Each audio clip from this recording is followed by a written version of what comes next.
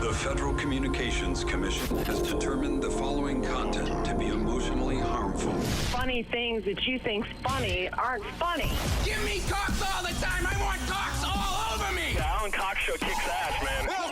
Welcome. Show me what you got. You're not going to see a lot of cocks on TV. Alan Cox from the Alan Cox Show. I don't know what it's about you, but I can't even stand your voice. I think you're the biggest asshole alive. It's gonna be a great show. Let's kick it. I'll say kick it, and you'll just kick it with a tasty groove, okay? 1, 2, 3, kick it. Kick it. Come on. God damn it. Could you one time kick it? What the?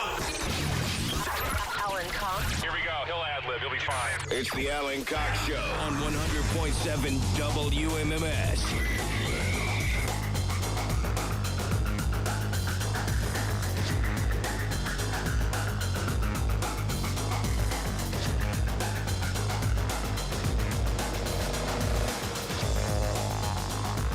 Hey, what's going on, gang? Good afternoon. Hi there. Greetings. How you feeling? Welcome, welcome. We'll see what we can do here today, okay? It's the best I can promise you. See what we can do. My name's Alan Cox. Thanks for showing up. Say hi to Bill Squire. He's right there. Hey, creepy hugs, everybody. Oh. You all right? Yeah, we just reset the Black Magic switcher, and so now it's doing the slow fade between cameras. Can we get the old Star Wars wipe? Could we do that? Or? There might be. Let me see. let me see. There you go. There we go. Yeah, you want that? Yeah, like. Or you want a little circle? Yeah. Hey, yeah. Let me It was do doing it. that automatically? Well, that's just like the default setting. I just have to put it back to. I like that. So now it's back to. All right, there we go. Well, it was fun while it lasted. We can always, whenever. I want that to be my epitaph. Anytime you want it, just let me know, and you get the. Get the wipe. Yeah, get the wipe. I'll say I'm going to need a wipe. Hey, Pound Cake's back in Studio G. There's the wipe. Oh, I didn't have it up. I wiped him. Hold on. Oh, You you ready? wiped. There you go. There it goes. Yeah, no unconsensual or non-consensual wipes around here. I'm so displeased with myself because I made a big show of saying that I was going to watch Cake by the Lake last night, and I didn't. I was here late. Had some work to catch up on, and I didn't watch Cake by the Lake last night, which is Pound Cake's new Instagram show. And you had members. I was going to call him Dead-Eye Dave. I don't know why. I don't. That maybe that's an old thing stuck somewhere in my brain. Members only. Dave was your guest. What kind of cake did you eat? What flavor? And what kind of cake did he eat? So, Well, cake by the lake for him. I thought that was part of the thing. Is that You can't force him, huh?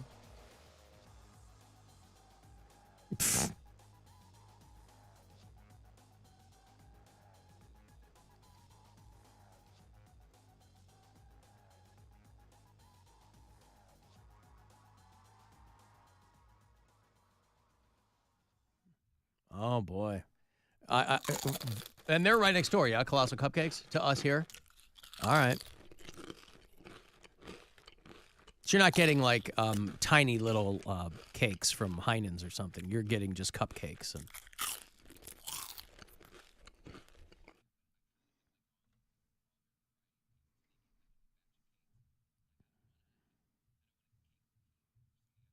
I've never been in there before. I keep feeling like I should go in because they're literally 2 doors down from us, but I've never been in there. Well, it is called Colossal Cupcakes, so.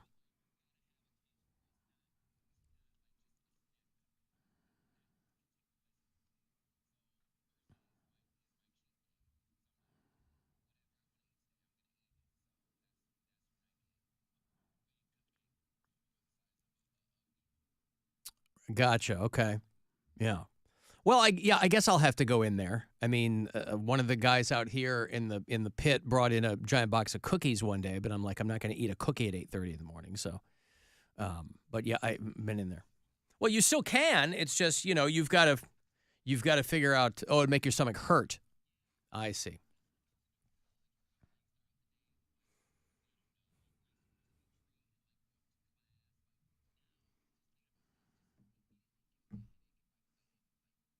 Yeah, but I wouldn't think that there'd be too much objectionable about something as a Rice Krispie treat. I mean, if that's kicking your ass, I mean, that's just marshmallow and sugar, and that is a lot of sugar, I guess.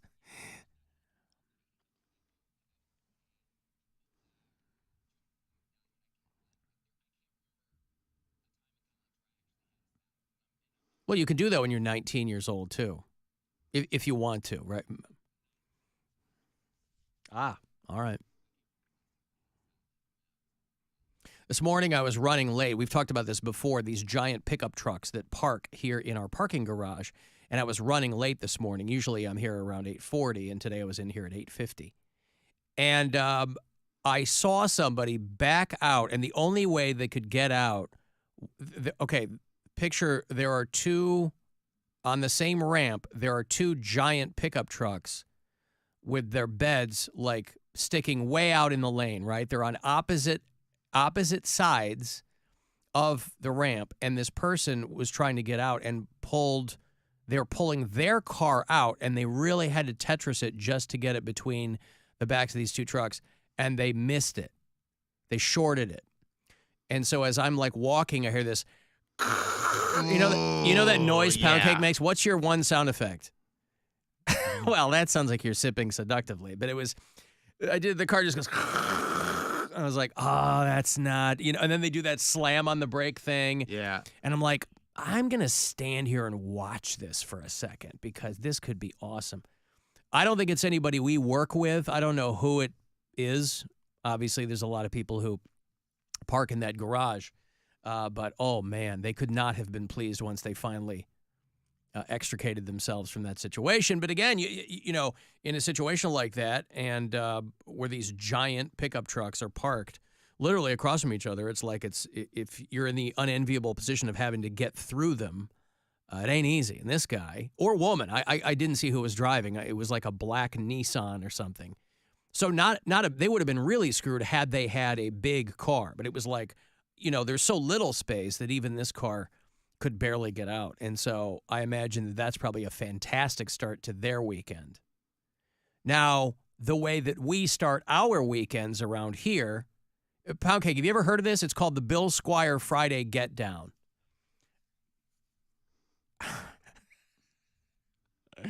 Well, I'll tell you what it is. Our own Bill Squire cast, it's kind of a throwback to a guy that was here a long time ago, Murray Saul, and he would get everybody ready for the weekend. And our own Bill Squire does it. Now, that's not till later in the show, obviously. There's a lot to get to between now and then. But, again, for some people, this show on Friday is just preamble to the Get Down. Bill, have you ever heard of the Bill Squire Friday Get Down? Yeah, I have. Okay, good. It's something that was brought up to me last night at the porch in Willoughby. How did that go, by the way? It was great. It was a lot of fun. Had some good contestants. I think the high score last night was 88. We're doing our Bud Light March mini hoops. And we did it, so it went well. It was fun. And as I was leaving, there was a couple guys at the bar like, can't wait for the Get Down tomorrow. Mm-hmm. We got this weekend's going. And I'm like, I'll be ready for it. Yep. I'll have and you're in Middleburg Heights tonight for that. Yes. And I'm in Brunswick tomorrow for that. At the Islander. Yeah. Okay, let me take a break here. Our buddy Brian Kenny is going to join us later on. I haven't seen him in a minute. He's headlining the Funny Stop this weekend down in Cuyahoga Falls. He's an Alan Cox Show Comedy Tour alum. And so we'll do that. We'll get to some other things as well. If you want to text me for anything, 35192. Otherwise, you can crank up AlanCoxShow.com. It's the Alan Cox Show. Everywhere on our free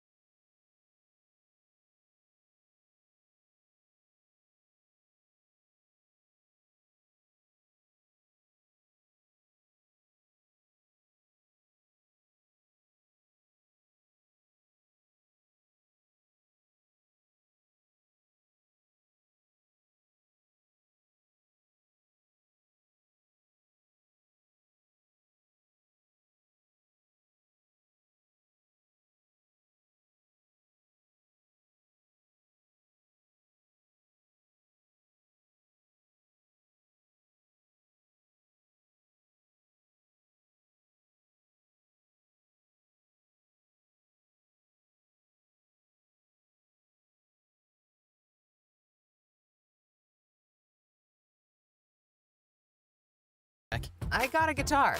Never even learned Smoke on the Water. At Babbel, we get it. Learning something new is hard, especially a new language. I've forgotten all my high school French. My Spanish starts at hola and ends at adios.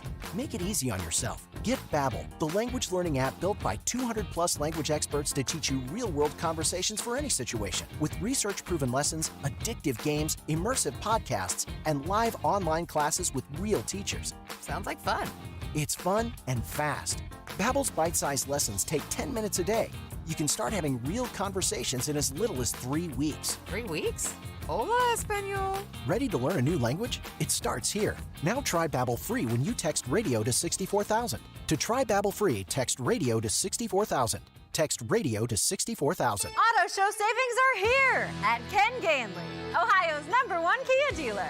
We've got all the hot new 2024 Kia models, over 800 on sale, including Seltos, K5, Sportage, Sorento, Forte, Soul, Carnival, and Telluride. Price starts from just $19,988. That's right, $19,988. Like a new 24 Kia Forte LX. Buy with as low as 0% APR financing for 60 months. Zero down. 0% financing for 60 months. Got a trade? We want to pay it off, regardless of what you owe. At Ken Ganley Kia in Medina, Mentor, Alliance, and Boardman.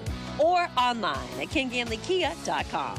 Tell them McKinsey sent you, because I want to see ya in a Ken Ganley Kia. $1,667 per thousand financed on a 24 Kia EV6 plus tax, tag, title, and dock fee on approved. Credit through KMF. #1 in overall retail Kia sales in the Central Region from 1/1 to 12/31/23 per Kia Motors year-end sales report expires 4/30/24. Discover, plan, do. The Cleveland Home and Remodeling Expo, March 22nd through 24th at the IX Center. 3 days only for great deals, new ideas, and practical advice with trusted local experts. Get easy home cleaning tips and tricks from HGTV's The Laundry Guy Patrick Richardson on Friday and Saturday, sponsored by Spectrum. Plus, explore the street of tiny home living, from kitchens and baths to flooring and more. Don't miss the Cleveland Home and Remodeling Expo. Plan your visit and save on tickets at homeandremodelingexpo.com.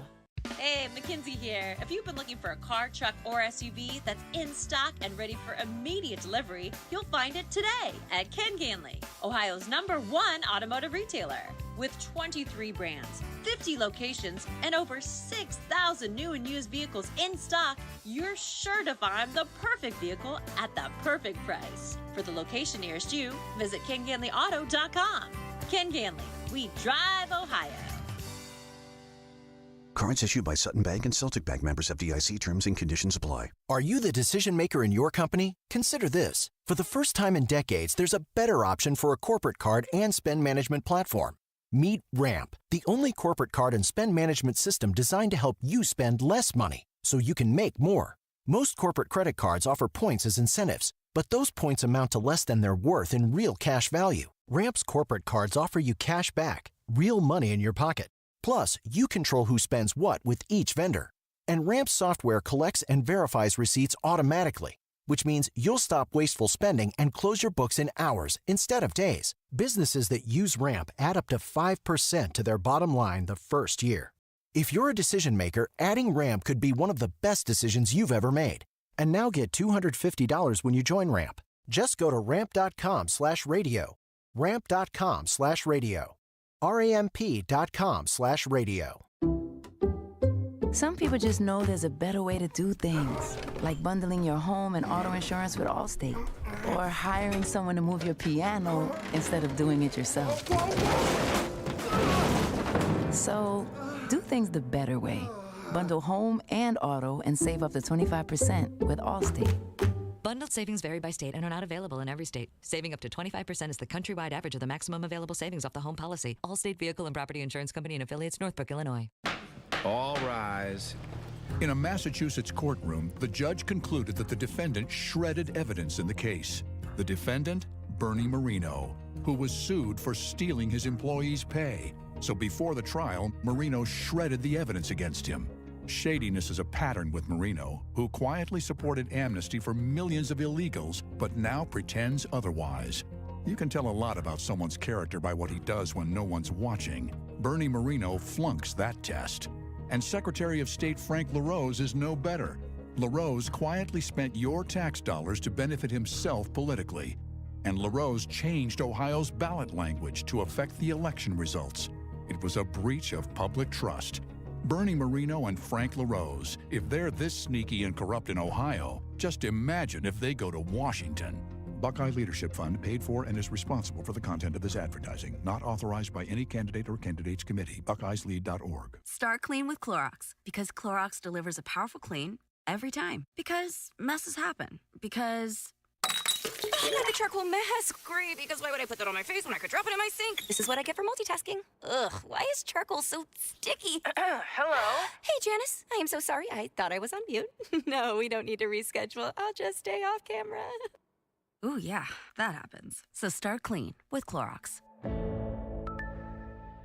Use Clorox products as directed. Drivers who switch and save with Progressive could save hundreds, which could be life-changing.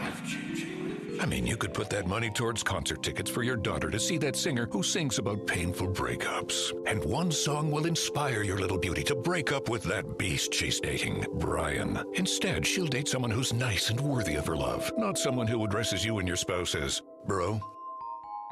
And it's all because you could save money switching at Progressive.com. Progressive Casualty Insurance Company and affiliates, not available in all states. Hi, I'm Kamiko, the founder of Miko's Hot Chicken. When we started our family restaurant, we were also raising a family. But let me tell you, it wasn't easy. Our Chase Inc. card was there to reward us on all of our business needs. Now we have a thriving location, and we're hungry for more. With the Chase Inc. Business Unlimited card, you can earn unlimited 1.5% cash back on every purchase, so your business can go from here to possible.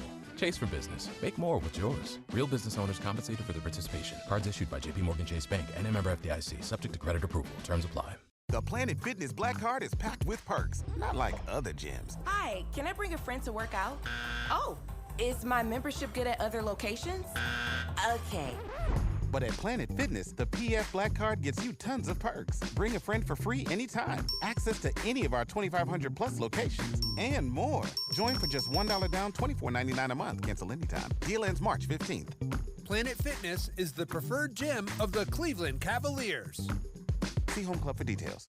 Ohio's Career Technical Education program isn't just about learning a trade. If college is the path your child wants to take, Career Tech can help. They will learn invaluable leadership skills, gain hands-on experience, and earn college credit to propel them into their future.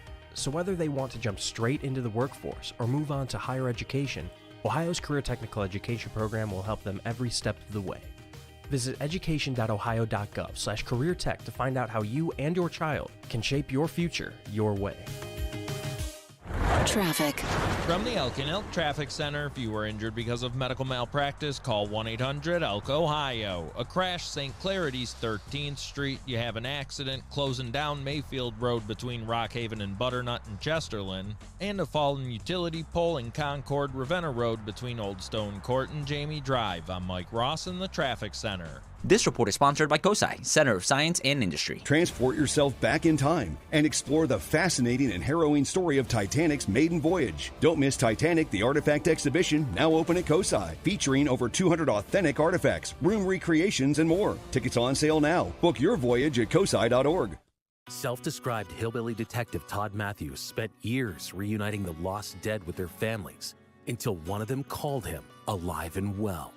Tune in to Hello, John Doe, the new true crime podcast that investigates his harrowing journey and follows his quest to discover his true identity. And I told him, I said, "You're not going to believe this." I said, "I don't blame you if you don't believe it, because this sounds crazy." And I started explaining, and he took the time to listen. Listen to Hello, John Doe on the iHeartRadio app or wherever you get your podcasts. Some people say our country is more divided than ever. But don't ask him. He sucks at math. Alan Cox on 100.7 WMMS.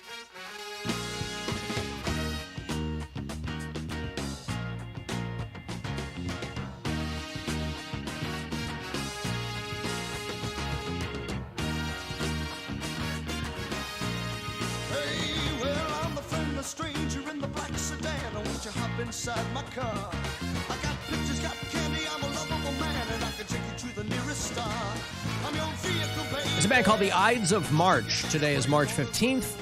The Ides of March. This is a big, big hit for these guys. A song called Vehicle. They love you. They need you. They got to have you, child. And he'd come and pick you up anywhere. Massive one-hit wonder for the Ides of March, the Chicago band. This was, at the time, 1970, this was it was the fastest-selling single in the history of Warner Brothers Records. And then not much else happened. The guy in the band named Jim Peterick would go on to start a band called Survivor. You ever heard of Survivor, Pound Cake? Yeah. This is the guy who wrote Eye of the Tiger. And obviously, Survivor went on to much bigger success than the Ides of March. But did you have to read Julius Caesar in high school or college? You remember that? The Shakespeare? Beware the Ides of March? Yes. Do you know what the Ides of March are? Do you remember that? Mm-mm. When Caesar was assassinated? Is that what it was called? Yeah, Beware the Ides of March. Oh, no, I didn't know that that's what it was called. What did you think that it was called? I don't remember, but I just remember they talk about Caesar being assassinated. Do you know how they killed him? Stabbed him. With a salad. Oh. Not with a salad? No, they stabbed. Oh. That's dramatic. Stabbed him in the front and the back. Yeah. At two brutai. And then they made a delicious dressing in front of him, and that's how they tried to heal his wounds, but it was too little too late. Hey, your Cavaliers are not playing tonight. In fact, they won't get another chance to show off their stuff until tomorrow. It's an early-ish game. That's a 5 o'clock game tomorrow on MMS, and you can also hear the game on the iHeartRadio app. 4:30 is when that pregame will begin. They're going to be in Houston to play the Rockets tomorrow. Cavs, Rockets.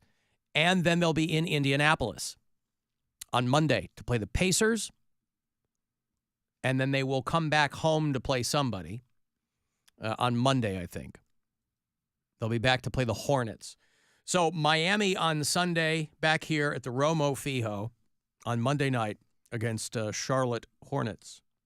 And all of your basketball action here on your FM flagship for your Cleveland Cavaliers. If you're watching us today at AlanCoxShow.com, thank you to Ferda Herda for assisting in the video department. So thank you, sir or madam. Alan, Pound Cake needs to blow this wide open.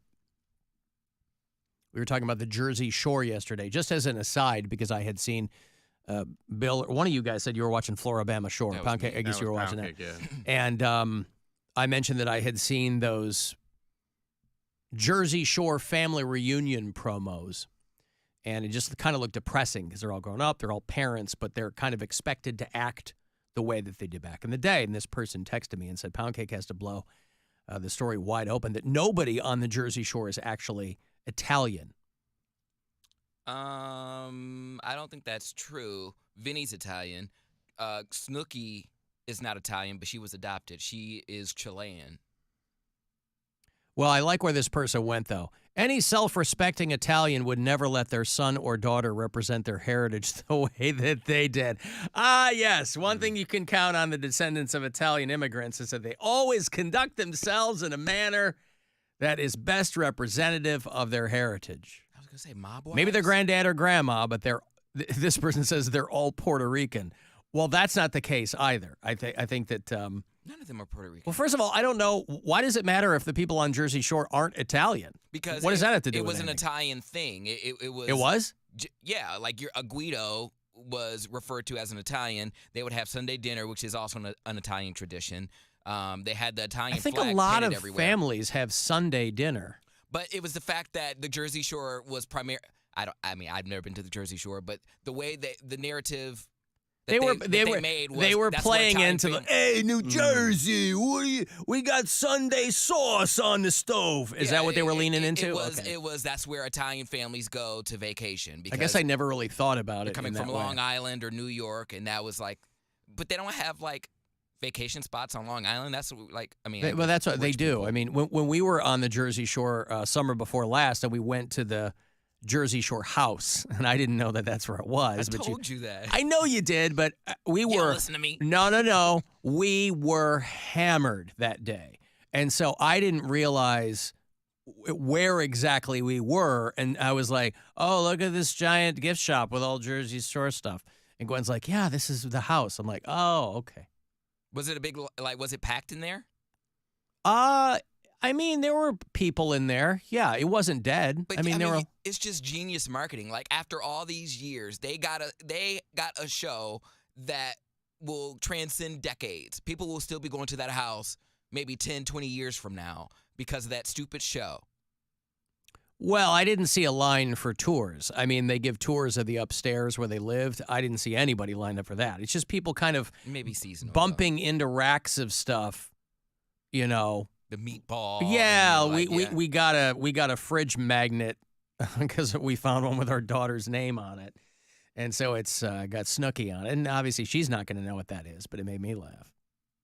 But apparently this person really, as Pound Cake is not only the best sports talker in Cleveland, according to the readers of Cleveland Scene magazine, but he's also, I think, he's kind of, with all due deference and respect to Perez Bilton, I think Pound Cake in many ways is the one who will do the deepest dives on those kinds of things. So when this person texts and says, you got to have Pound Cake blow this wide open, that person knows what they're doing. Well, I think that person also thinks I will take it personal because I'm part Italian. So, you are, hey! I got to do it for my heritage that I don't connect with at all. Maybe you should. I would like to. I mean, that's one of the things that I really struggle with is I have heritage. I have German heritage and Italian heritage, and I don't connect with them at all, other than my DNA makeup. I can look it sometimes, but I don't know any traditional dish. I don't know any language. I've never been to Italy. I don't have any relatives that I can relate to other than my father, and he doesn't seem Italian at all. He just seems like a dude. Doesn't seem Italian. It just is like his mom was Italian and his dad was German, and he doesn't show any type of tradition whatsoever. He's not connected to his heritage either. I don't think so. There was never well, it's perfect time to bring it back. He talked about how his mom was such a great cook, and I've never had any of her cooking. She was senile by the time I, really got to talk to her. Well, actually, I didn't even really talk to her. I don't think she knew who I was. I was just some color. You want me to come over and make you some Sunday sauce? I'll bring meatballs. I'll bring sausage. I'll bring the wine. I'll crush the tomatoes. I'll get you the pecorino. We're gonna make the noodles al dente. I'm gonna bring some bread. You want me to come over and make it for you? It takes all day. Ugh, no. Who doing dishes? 'Cause I'm not doing Me, dishes. I love doing dishes. Okay. What are you talking about? So you're gonna cook and do the dishes? When I cook, I'm using all of the pots and pans in the kitchen. So yeah, there's a lot of dishes to be done. Yeah. If I'm making a giant stock pot of chili, if I'm making Sunday sauce, there's all kinds of yes. I have to be left to my own devices because I'm cutting and chopping and crushing, and then over here I've got to cook some things and I've got to peel some other things, and it's a whole process. Yeah. I don't get to do it often, but when I do, I'm all in. That seems kind of unfair. Like doing dishes and having to clean up too. I don't mind it. Cooking and then doing the dishes. I don't mind it. Okay. I mean, I do the dishes when Gwen cooks, and I do the dishes when I cook. Wow. Who does the dishes when Nora cooks? We all do the dishes when she cooks. Actually, we just throw the dishes away. And the food. Yeah. No, the food's great, actually. Oh, she's a good cook. Oh, yeah, because we sent her off to CIA. But, yeah. Did Nora... Spy food. I used to do this when I was a kid. When I would stay over like my aunt's house, I would get like her big pots and pans, fill them up with water, and then pour like hard noodles in there and just like stir them around and pretend like I was cooking. Did Nora ever do that? No. Oh, okay. Nope. She's not pretending she's cooking because she's actually cooking because, as I just said, she got her certification from the Culinary Institute of America. Youngest graduate of all time. Did she have an easy bake oven? No. Wow. No, she didn't want anything to come too simply, so we got her the difficult bake oven. She felt that if you really worked for it, you'd feel a greater sense of accomplishment. That's what we've tried to. It's what I've tried to instill in all my children. Anything that comes easy, you're gonna feel less accomplished by it. So we got her the difficult bake oven. And now, granted, she hasn't used it because the instructions are. Wow, they weren't kidding. They're really hard to decipher. First of all, you have to build the thing, and I hadn't counted on that. Every kid should have an easy bake oven. I had one. Bruh, it's no, so lit. I did not. It's Come so on. Lit. Like, you get to make your own snacks. You're What cooking kid- you're cooking dough with a light bulb for 4 hours. Like, come on, man. It was fun. It was fun, and you got to make your own brownies. Like, I didn't have one. I stole my brother's because he was fat, and Your mom got your brother an easy bake oven. That's what he wanted for Christmas. All right. And I teased him for it because it was marketed to girls, and it came course. it came in this big pink box, and it was like I was like, bro, you really got an easy bake oven? He's like, whatever. I'm about to make my brownies. I was gonna say he wanted something he could cook food in his room. So he made it, and then like when he would go away, again, me being the snooping prying brother, I was like, I'm gonna make one of these. Why didn't your mom just teach you guys how to use the oven? She didn't use the oven. Oh, really? She didn't know how? She knew how, but no, she wasn't. She wouldn't trust us to. My brother ended up going to culinary school, so he learned how to cook in high school. But no, she wasn't gonna trust us. I was cutting up glass in the backyard. Like she wasn't gonna trust us to work the oven while she was sleeping. Yeah, I understand that, I guess. So no, she was okay with the parental advisory, the adult assembly required easy bake oven. That was enough for her. Burn on a light bulb rather than burning on like the rack in the oven. Mm-hmm. But dude, it was lit though. Even though it was like powder that they gave you, and then you just put water in it. So you could either put water or baking milk. is. But it was like that's all you did. There's a lot of baking that is just they have the mix, and then you add the water and maybe an egg sometimes, and then heat. I don't even think it was an egg. Well, I think everything was for included. them. They made it very, very simple.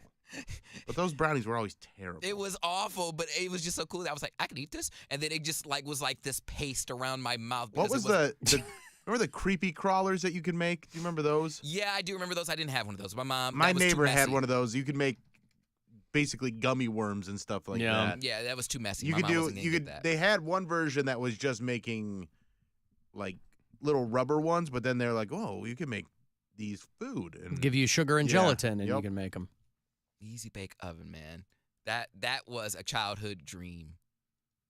Well, it was your brother's dream,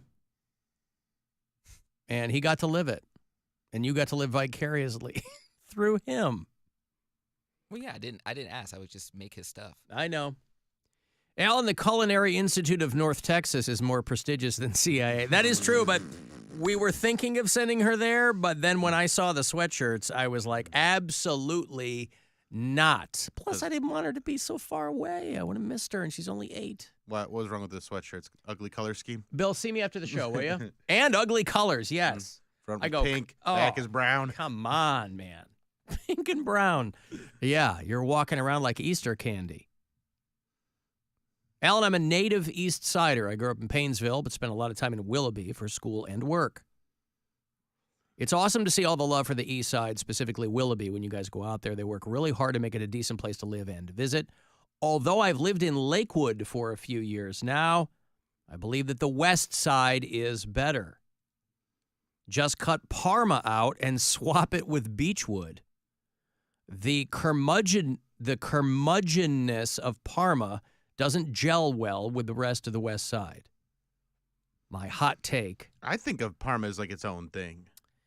Yeah, like David S. Pumpkins. Mm-hmm. It's its own thing. I like Parma, man. I've never had a bad time in Parma. I mean, it contains multitudes, so I don't even think of it as something that like does or doesn't fit in with the rest of the, Well, it's not that I've had a bad experience, and I don't get like the stigma that comes with living in Parma. I just don't like going through there because there's no easy way to get there. There's no easy way to get there. There's no easy way to get out. There's no highway. Well, what's the matter with that? You take the scenic route and you learn. Easy way out. I don't like that. You learn something new every time. I don't like having to go through several traffic lights to get into a city. Several traffic lights. Life is traffic lights. But I like to get off at an exit and then, bam, I'm in a city. Like Willoughby. You get off on the highway. You're at the first traffic light. You're in Willoughby. Like, I don't like having to go around, get off at this exit, go up a few more streets, turn, then you're in Parma, and then you're trapped in Parma. Life is so tough for him. It's, He doesn't want to go through so many traffic lights to get to where he wants to get. Yes, and he also doesn't like Cleveland Heights and stuff, like Shaker, for the same reason, because they don't have quick access. He likes easy access. East Side is a different world for me. Like, East Side and West Side are two different. I don't even really compare them because they're just different. There's way more businesses on the east side, like restaurants I've never tried. What do you mean way more businesses on the east side? There's like way more franchises that aren't over here on the west side. Like what? Oh, God, we were over there. Franchises. They're like different food franchises that aren't over here on the west side. Like Bitty Bop or whatever. Bitty Boop. Bitty Bop. There's one at Crocker Park. Okay, one. There's way more. But that was the one example I had. I forgot. But there's more of them over there on the east side. Okay.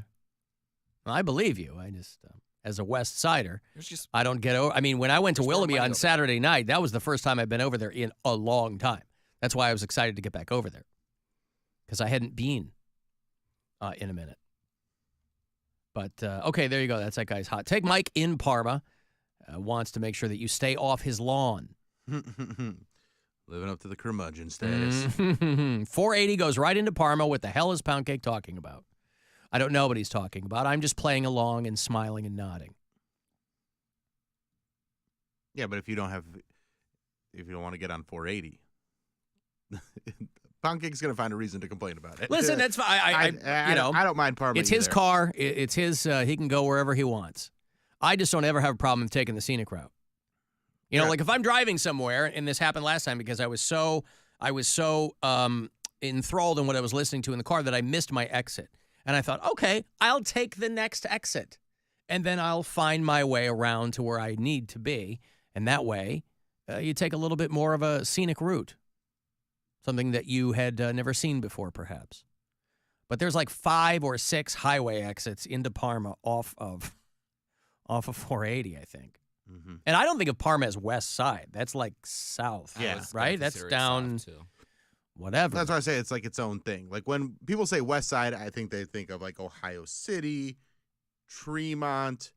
Oh, I think further Fairview out than Park, that. but People I'm are saying, talking like, about Westlake and yeah, Avon. Like, west, like 90. You go in 90. West side's 90. Anything that's off of 90, like Lakewood is west side. But yeah, Avon, Rocky River, that's west side. The creepy crawlers were called incredible edibles. That's what it was. The ones you could eat. Yeah. And now you can mix them with weed. That's the new. That's the new favorite. Yeah.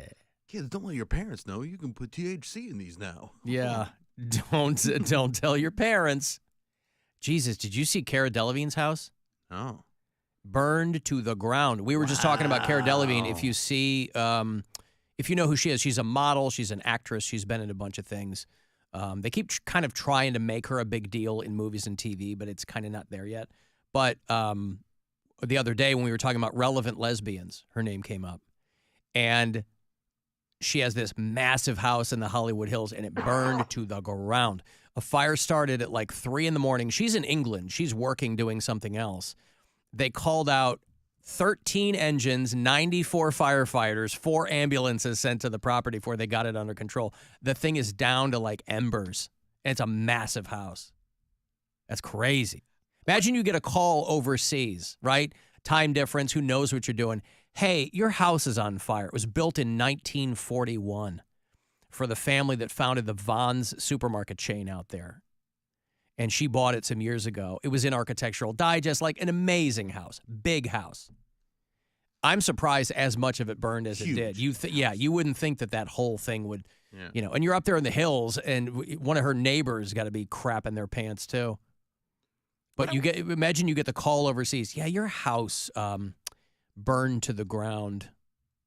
A $7 million house. And that's the thing. That's what I want to know. How can you be like a B, C level actress and have a $7 million house? You're not making that much money. Yeah, you are. But she was also like modeling, a model for a long time. And even if she never like popped as a big actress, I think she got big deals because she was in some blockbuster movies, and I think she got good paydays off of those. It's the same thing with when XXXTentacion died. He had that big mansion. Like it was like a $5 million mansion in Florida, and I'm like, bro, he's popular for his fan base, but not really anybody else. He's not mainstream right, yet. But if you have a fan base, because you can have a fan base and make a ton of money if you're touring and making money off them, like you don't have to be worldwide famous anymore. Plus, That's the whole thing. Let's cut to the chase. She comes from wealth too. I mean, her grandfather was like British royalty or something. So it's, but in her own right, she was been very successful modeling and doing stuff. So she's made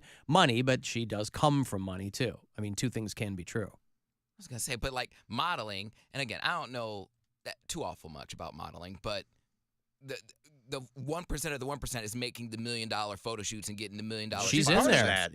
She's in there. She's up there with like the Gigi Hadids and stuff. I think so. Gigi Hadid. Yeah, like the Hadids are like. But they're also a rich family, so it doesn't matter if she gets gigs or not. Okay. Hey, I got a break. You want to send a text 35192? You can listen wherever you are on the iHeartRadio app. The Alan Cox Show on 100.7 WMMS.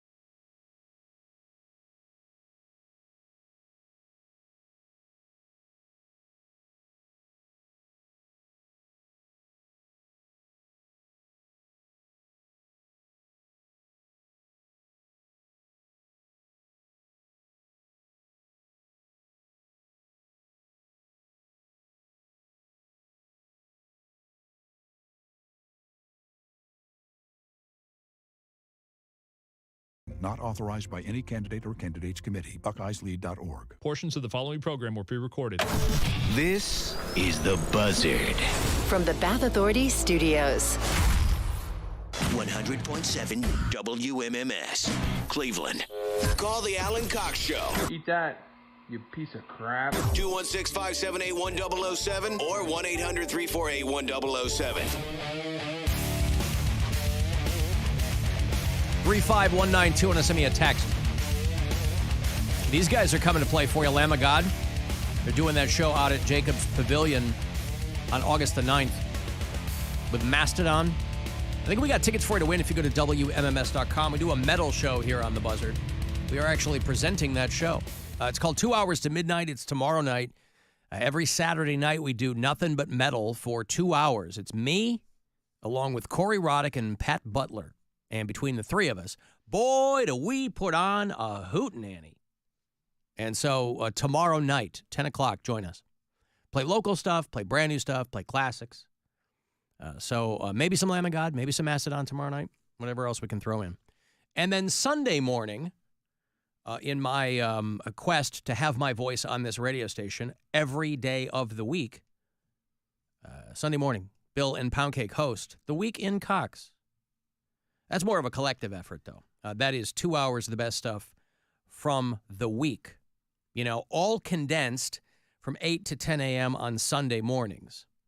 And Bill and Pound Cake get up very early. Do we get a pass this Sunday if we come in drunk?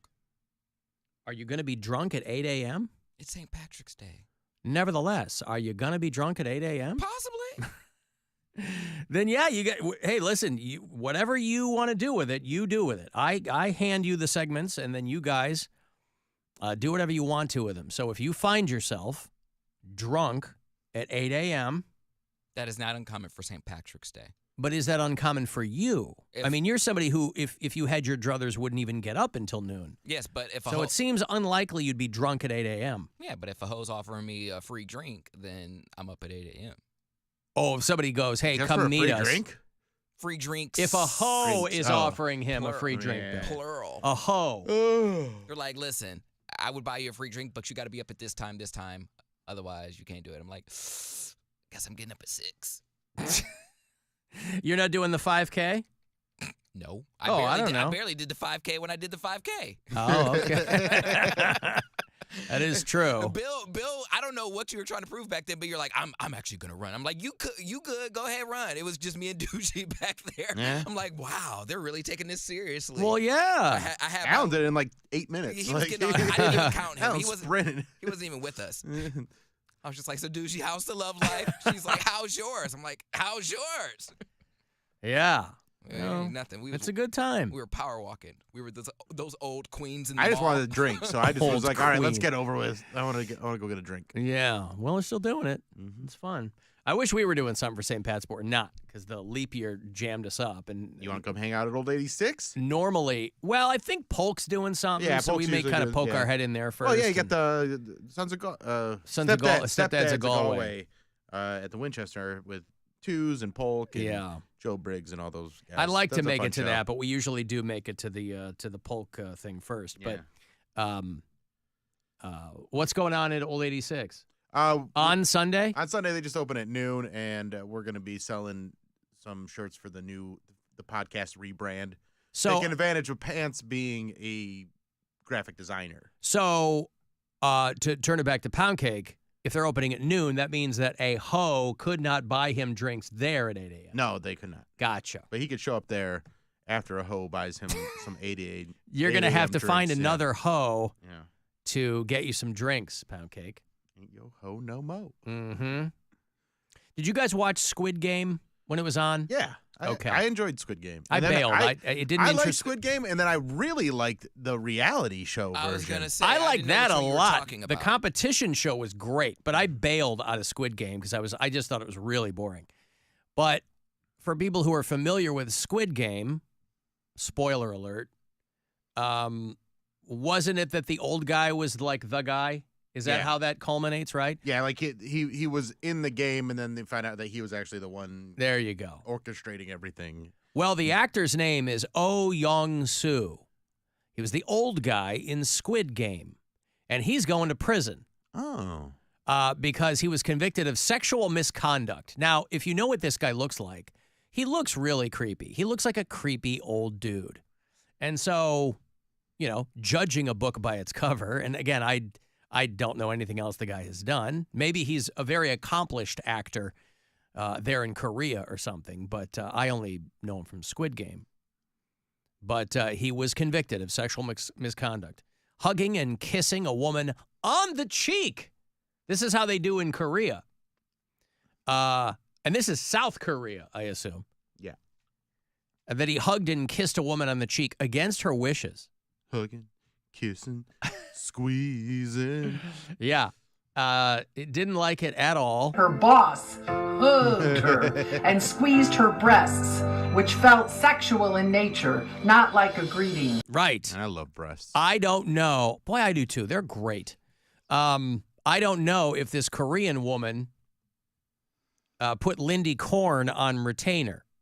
I didn't see that as part of the story. My client complained to HR that her boss asked her for sexual favors, and when she said no, he said, "Relax, enjoy it." Does this sound familiar? If so, call the law office of Lindy Korn. Be funny if somebody was watching that and goes, "That does sound familiar. I say that to all my employees." 79-year-old guy was charged over allegations that he hugged a woman and kissed her on the cheek. He is getting 8 months in prison. He, of course, denied the charges and said that he would appeal. Part of his sentence is he has to attend a 40-hour sexual offender treatment program. Meanwhile, here in the good old U.S. of A., we're not doing anything even remotely close to that for people who hug and kiss someone on the cheek. He said that he held a woman's hand to guide her around a lake. Everyone over there, even the charges sound more polite in Korea against her wishes. That's just how that's how the story's written. I understand, but it's like against her will. That's like the image is, you're in a cage and you're held against your will. But against my wish, I do not wish to hold you right now. I do not wish to do that. Like it's just the language that they use is a lot nicer. They consulted the woman's diary as part of the prosecution against the guy, I guess. Imagine putting that in your diary. Someone did against my wishes. He hugged me and kissed me on my cheek without my consent. Well, listen, consent is everything. People can write anything in a diary, though. I don't know how credible that is.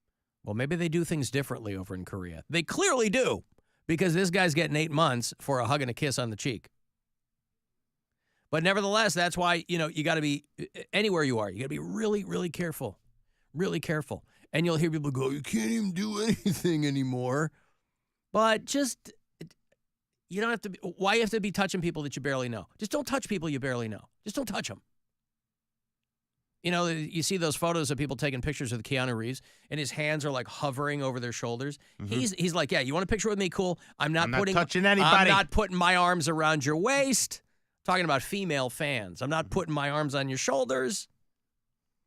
I mean, I don't even do that. If a female wants a photo with me, we're probably all like this. If a female wants a photo with me, I don't wrap my arm around her.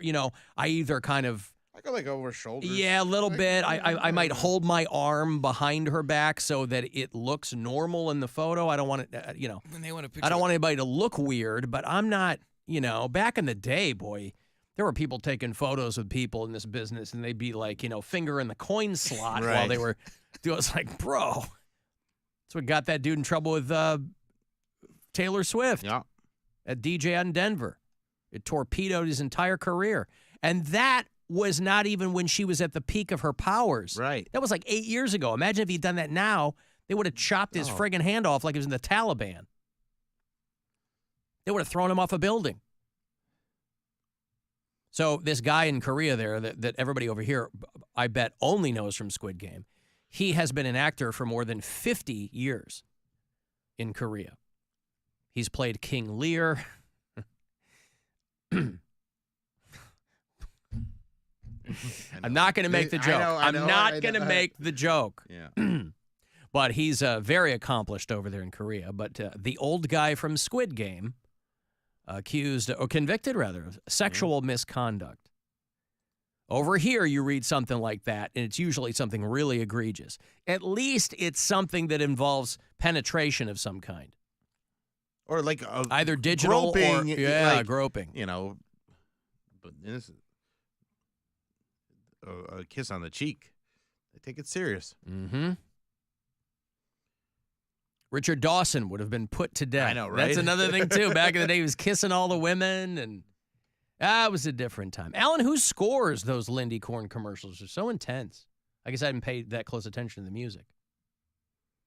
Her boss hugged her and squeezed her breasts, which felt sexual in nature, not like a greeting. Oh, yeah, it's like big piano stabs, dramatic piano stabs. Hey, you got to sell it. And people trying to get me to get Pound Cake hip to all the Bibby Bops on the West Side, by the way. Well, that was a bad example. But there's. Well, give me a good example. I don't remember all You of said the East Side's great because they have all these food franchises that aren't on the West Side. They do. And then you throw out Bibby Bop, and there's like half a dozen of them on the West Side. Yeah, that was wrong. Well, give me one. I don't remember off the top of my head. I was just over there the other day, and I was like, wow, y'all have a lot of businesses that are like brand spanking new franchises that they're not on the West Side yet. Maybe they're coming, but there's far more businesses, far more diversity in terms of food choices and different types of food on the East Side than the West Side. There just is. There's more money on the East I can't side. argue because, I get to the East Side almost never, so. And he's also giving us no examples. I don't have it. I don't have an example. People on the East Side can tell you. Right. But what I find funny is the West Side and East Side can have their respective lanes, and they don't have to intersect. Like people who, unless they're working, they don't have to go to the East Side for anything. There's nothing. Like they can just live over here, and they have their own little environment, and then the East Side, they don't have to cross over. Well, what do you mean have to? I mean, there's really, because there's no easy way to do it, for one thing. I mean, if there was a beltway in this town or something where you could kind of get from one side to the other, I think that would be a good thing. But people really have kind of planted their flags in what side of the city they're from. Well, and as somebody from the outside, I guess the analog for me is north side, south side Chicago. But again, it's very easy to get from one side to the next. Whereas here, it's going to take you a minute. But I'm a big fan. I'm a big fan of the scenic route. If it depends on which part. Like you can get to Willoughby pretty quick. Yes, you can. Like Willoughby's straight up the highway. Yeah, too. I mean, that's an easy drive. But like I'm talking like a Beechwood, an Orange, or like a lot of older roads, a lot of older routes, and they again, it's just those were there first, so everything just kind of formed around those areas. Well, a lot of them didn't want the highway because they were like, "This is the community. We're gonna be. We don't want the highways. Yeah. Don't want a major artery cutting through our town." And again, I don't know. I know Cleveland's a big-ish city, but what is the point of the express lane for people that are going slow and they just want to get there faster? Like there's not that much traffic for there to be an express lanes are pretty standard. And it also, if you're driving during rush hour, it comes in quite handy. Okay. Well, I guess I never really drive through rush hour. But I was making fun of that because they put that one new express lane on 480 right after 77 after it, like by Independence. Yeah. And it's like 400 yards. But they were get in this express lane. Like now it's over. But they were working on that for years. You know, go express for one exit. You miss one exit. That's what I'm saying. They were working on that for years, and it was all congested. And I'm like, oh, this is gonna be great. Like, what is this gonna be? Express lane, and then you do it, and it's over with. I'm like, okay. Like, when's the last time we've been backed up bumper to bumper? And everyone was going the same direction for a certain period of time. Not that often. Yeah, but a lot of times, already gets backed up every day. A lot of times, reworking roadways is a precursor to them. There's going to be new construction around them, right? And they're like, there's going to be heavier traffic here. Sure, and notice it's going to the east side, not the west side. It may be. But again, I like being. Sometimes here's what I'll do. Sometimes I'll just pack a picnic basket, right? I'll load the family into the car. and we'll just go post up at like East 152 in Aspinwall. And we'll just get out and we'll sit there and just have a time. You know, watch the world go by. See what happens. And people say you don't embrace Cleveland. Of course I do. It's always good to see, areas of the city that you're not normally exposed to. Did Pound Cake just discover that Cleveland is split between East and West? No, of course not. I mean, he's been out here his whole life. He can't wait to get out of Cleveland. He said it very publicly. I can't wait to get out of this place. Now, all evidence to the contrary, but I take him at his word. Hey, Walter. Hi, this is Walter. What's going Walter. on? Is Mary on the show today? Not, is she? No, Mary's in Minneapolis this weekend. Oh, I just realized I hadn't heard her voice yet. Anyways, I live in Euclid, right? Oh, I was listening to the radio, and I was like, you guys must be retards because about coming over here to the east side. It's not that hard to get here. I mean, I work downtown, and I'm on the east side in like 15 minutes, and Lakewood's just another 10 minutes the other way. Well, yeah, anything that's off of 90 is easy to get to. I think we're talking more about Beechwood. Well, not even Beechwood's that hard, but Shaker and Cleveland Heights are a pain in the ass. Oh, yeah, that's what I was going to say, too. Shaker, that's the worst. It's like 30 minutes almost to the freeway in Shaker. I worked there for like 7 years. I hated it. Well, then you are on our side. What do you do now, Walter? I'm a building engineer downtown. I take care of one of the sky rises. You're not working with the mentally challenged, I assume. The people I work with might be working with me mentally challenged, but no. Right. Okay. Thank you, Walter. I appreciate it. There's Walter, who's calling us R-tard. He's throwing it around, hot and heavy, boy. He was embodied by the spirit of Jenna. Oh, Jenna. R.I.P., baby girl. I got a break. You want those Mammoth WVH tickets? It's Wolfie Van Halen. He's on the road. Mammoth 2 is a new album, and so that's the name of the tour. And they're going to play MGM Northfield Park end of July. And if you want to go, I'll hook you up when we come back. The Alan Cox Show. On our free iHeartRadio app and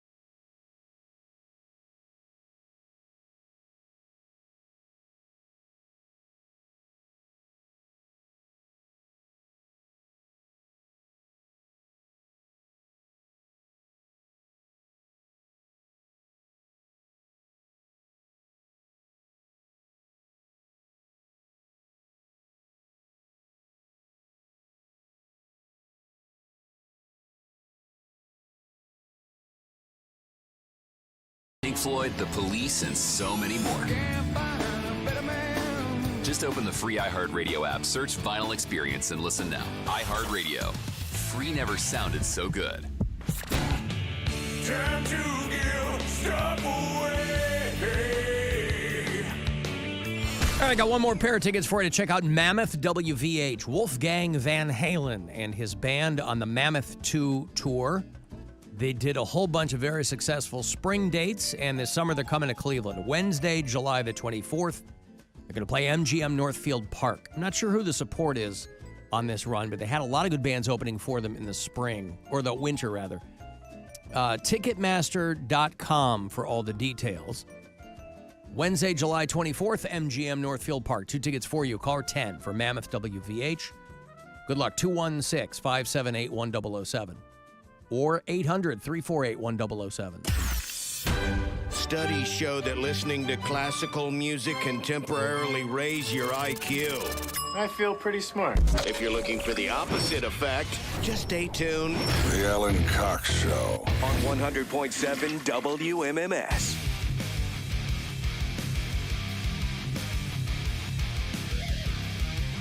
I will have Disturbed tickets for you next week, by the way. They're playing Sonic Temple. Along with Misfits, the OG Misfits. Yeah, that's crazy. It's pretty wild. Pantera and Slipknot, Limp Bizkit, and Sleep Token. So all next week at 3:20. Want to get yourself to Sonic Temple? I've got weekend stadium passes for you there. It's up to 4 days now out there. It's the 16th through the 19th of May. I will also have tickets if you want to go to the Burt Kreischer Fully Loaded Comedy Festival. That's going to be June 20. They're doing the Hall of Fame Stadium in Canton. Bert's a headliner. Tony Hinchcliffe, Whitney Cummings is going to be there. Big J and Dan Soder, and I guess they're going to be announcing some more.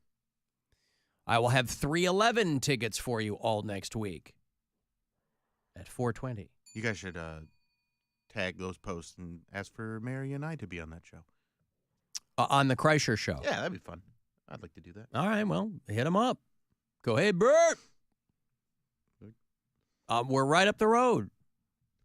311 is going to do July 28 at Jacobs Pavilion. I will have those tickets for you next week. And if you want to go see Newfound Glory, remember them? Yeah, I love Newfound Glory. They're celebrating the 20th anniversary of Catalyst. And so is that a good one? No, it just makes me feel so old. Oh, yeah, I know. Yeah. And so they will perform Catalyst in its entirety. They are going to do August 29 at the Agora. So all those shows, all next week, I'll have your tickets. Okay. Hey, Sean. Hi, Alan. Hi, Sean. What's going on?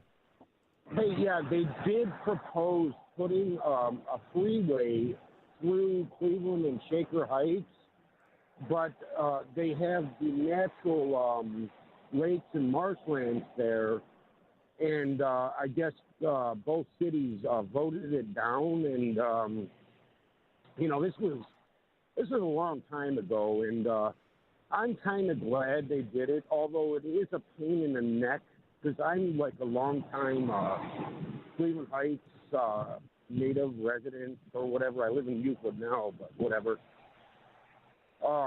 But also, I guess back in like 1928 or maybe it was like early 30s, they were talking about putting a subway in Cleveland because Cleveland was one of the fastest growing cities in the country. And the mayor shot it down, said that Cleveland didn't need a subway, which kind of grinds my gears because that would be really sweet if we had a subway, I mean, and now there's a subway every 50 feet. Not the sandwich place. Oh, he means the public transportation. No, not the sandwich shop. Oh. No. Since they discontinued the seafood sandwich, I have nothing to do with them.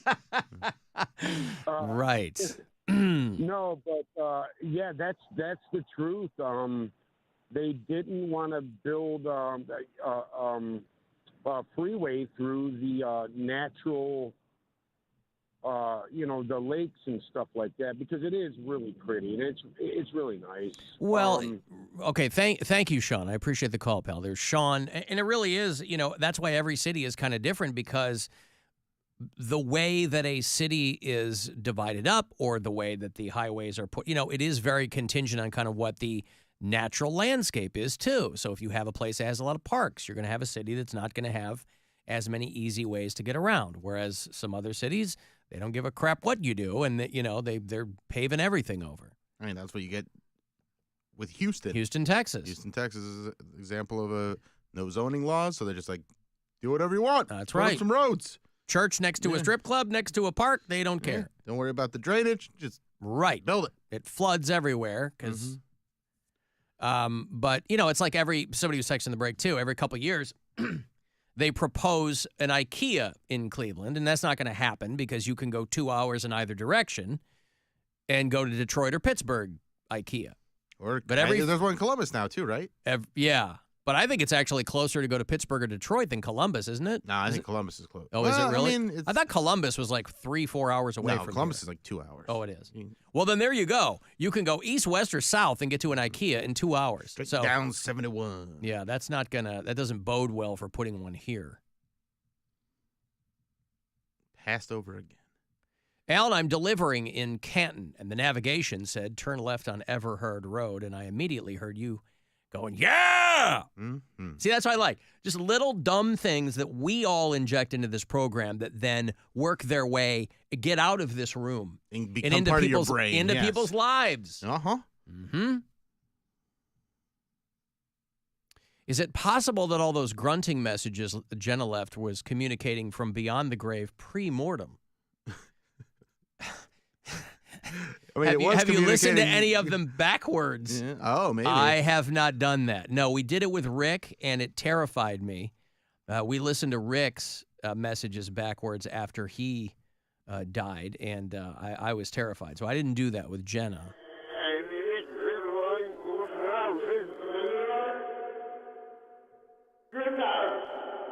Right? It sounds like he says good night. Yeah. And so that, I'm not doing that with Jenna. I mean, she left mostly growling messages. And again, in the break, people were blowing me up. People who aren't aware that Jenna passed away. Lovely Jenna, who would call us all the time, she did. She passed away a couple of weeks ago, maybe 10 days ago. And she would, when she would call the show live, she was a bit more kind of, not coherent, but we could have a conversation. Whereas when she would leave me a bunch of the voicemails, it was mostly, calling her dog queer or the growling. But, I mean, there's not going to be any message in a backwards growl, right? Here it is frontwards, and here it is backwards. Yeah, they sound exactly the same. I mean, so if there is a message embedded in that, because obviously I don't believe in messages from people beyond the grave. Maybe if you put them all together, it's actually her saying something, it's sounding something out. If you string all the grunts together. Yeah, maybe. But again, it's not like I kept all those old messages. No, I guess we'll never know then. No, we won't. I mean, I'm sure I could dig back through the podcast, but I'm not going to do that. No, it looks like you got your weekend plan. Right. Alan, when you talk about a picnic lunch for your family, you mean one sandwich, 5 carrot sticks, and 1 electrolyte water for all 3 of you to split. You know, that's so offensive. We don't need any more than 1 carrot stick apiece. All right? Thank you. And, by the way, to imply that everyone in my house eats like I do couldn't be further from the truth. I am mocked in my own home in the exact same way that I am mocked here on the show. So that's why it really doesn't, those kinds of criticisms of the way I eat or whatever, they don't really take root here because I'm equally mocked in my own home. I'm just a guy at Casa Cox, right? Ain't nobody giving it up for AC at home. No. You can throw your slings and arrows at me, and I won't care. Sunday, of course, St. Patty's Day, and I can't resist the urge to let a St. Patrick's Day go by without revisiting the Memphis Leprechaun. Remember the Leprechaun in Memphis? It's the best. It's easily one of the best YouTube videos of all time. Was it Memphis?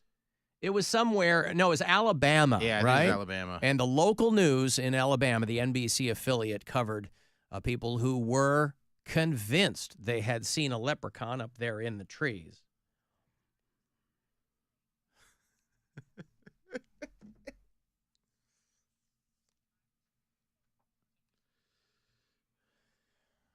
Mobile, there you go.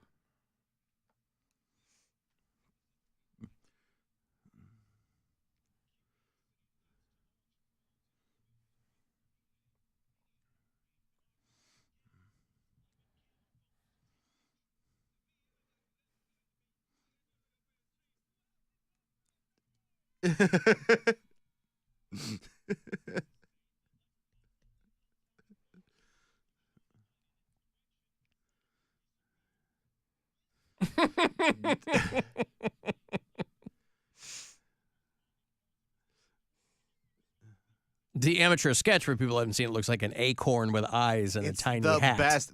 And the fact that the news plays it so straight makes it so much funnier.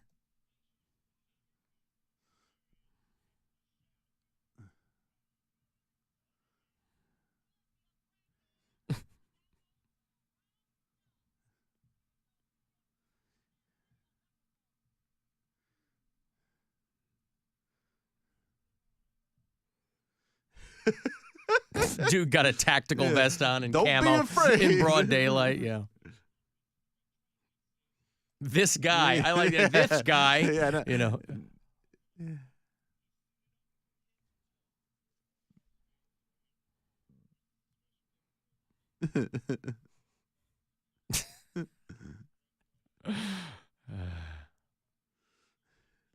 You know, normally a news coverage, serious or not, at the bottom they'd have like a chyron there that says like, you know, Phil McCracken or Yeah. whatever at the Whatever bottom. his name is, yeah. But This he's just guy. This guy. Yeah, this guy. With his leprechaun flute that's passed down for thousands of generations.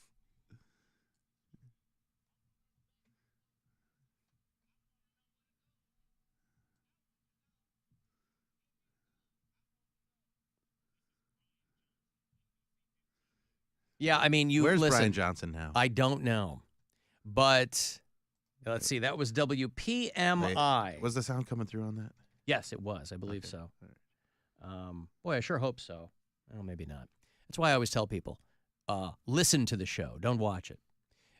15 years ago, they did that. Brian Johnson. Yeah, it wasn't on. You I had don't. to. Well, there you go. That's why it's good to listen to the show.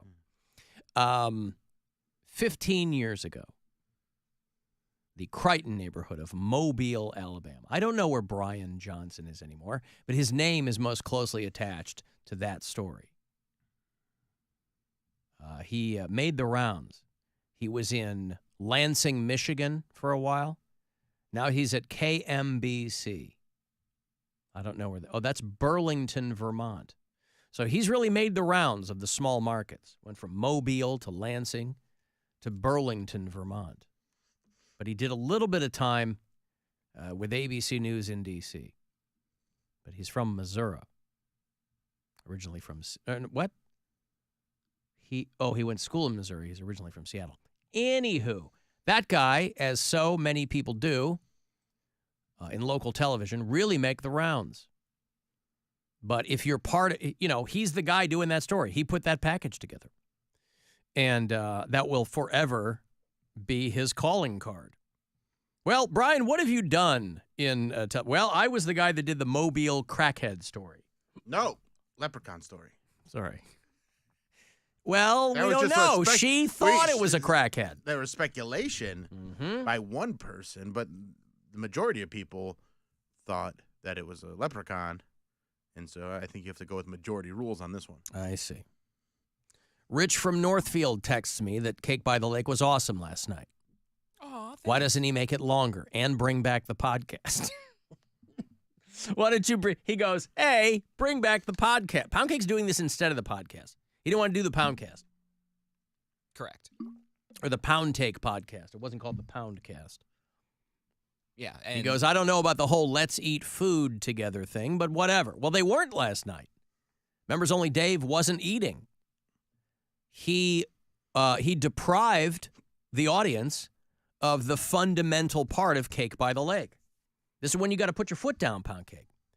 If you're going to have, if there's a conceit to the thing, you have to have everybody abide by that, right?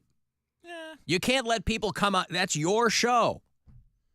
You think I have people coming in here telling me what's going on? Yeah. Being all willy-nilly? Hell no. Well, If I was going to do something dumb like, hey, we're all going to eat cake, everybody's going to eat goddamn cake. They can't just be like, I decided not to. Oh, well then goodbye to you, sir. Good day. You get nothing. It's just you sitting there eating. But I eat it very luxuriously. What the hell does that mean? Take a couple fingers, just put them up, give you a little ASMR. But that's not what it is. Kind of is. You don't know what it is. You're like, oh, it's this, it's that, it's this, it's that.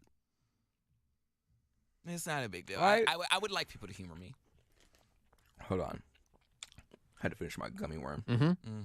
That's from the old Pound Take podcast. So there's always an eating element to it. Always. But if, because again, I didn't know that there was cake eating going on. Yep. I didn't know that it was so literal. It's the last part. But now it turns out that there isn't.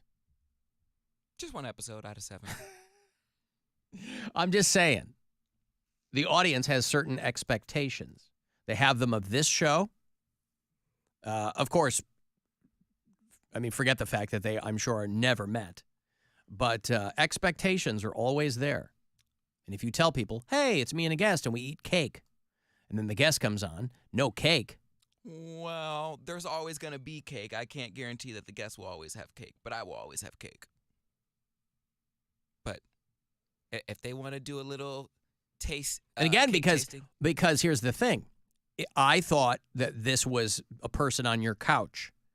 It's not. They're on Zoom, and they don't have cake. If you were in the same room, you could be eating the same cake, right? correct.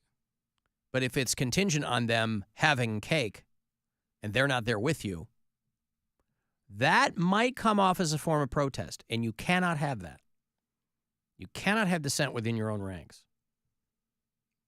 Next time. Who's next week's guest?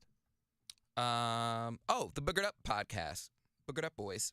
I don't know what that is, but will you tell them to bring cake? Yeah. All right. I always tell them. Oh, and then it's just up to them if they listen to you or not? Why would they not listen to you? Why would they not accommodate the guy whose program it is? I don't know until we go live if they have the cake or not. Oh, you don't do any prep. Yes, I do, but You go, hey, do you guys have, I need you guys to have, like, a couple days before. Remind them. The point of this is we're all eating cake. Please make sure you have a cake. You don't send, like, a producer email to them? I send a run of show, yes. Yeah. Please make sure, in big, bold letters. Now, I'm not telling you what to do. Obviously, it's your thing. I just thought that would be part of it. Hey, please make sure you have a cake. Yeah. You know how, like, they read you your Miranda rights and they say, if you cannot afford an attorney, one will be provided for you. Is there any part where you go, hey, if you cannot afford a cake, one will be provided for you? I will send over a cake. No, your mouth can water as I eat mine. I'll have my tongue sticking out and I chew with my mouth open. Your mouth can water while I eat mine. What a host. He really is. He's got it all figured out. Well, I don't want people to feel bad. Like, if they can't afford a cake, you know, it's the last 5 minutes of my show. So I'm literally eating. Oh, I and thought it was tasting- throughout. No, it's the last 5 minutes of my show, okay. and I'm tasting the cake while we're doing plugs and the sign-offs, and I'm like, ooh, this cake is delightful, blah, blah, blah, and tell people where they can find you. And I usually have a fork full of cake, and I'm dripping it all over my chest. And on you're my talking carpet. as you're doing this? Oh, or- yeah. Oh, that's so gross. Make your mouth water. Make me harder. This is his mouth singing. I mean, literally. his mouth That's singing. most how most people sing is through mouths.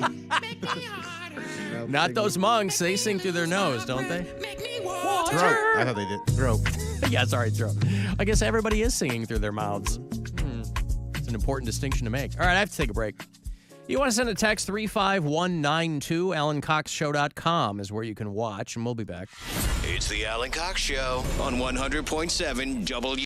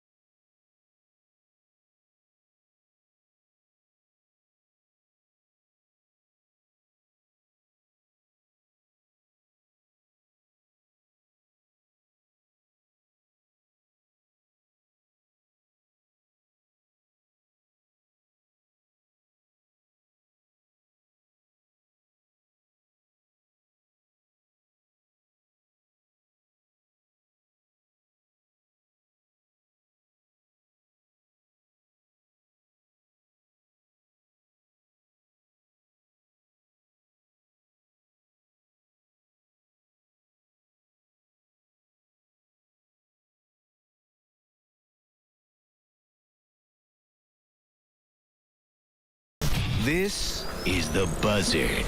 From the Bath Authority Studios. The Buzzard. The home of the Buzzard. The Buzzard. This is 100.7 WMMS. Cleveland. It's time to give stuff away. Hey, hey, it's free stuff for you.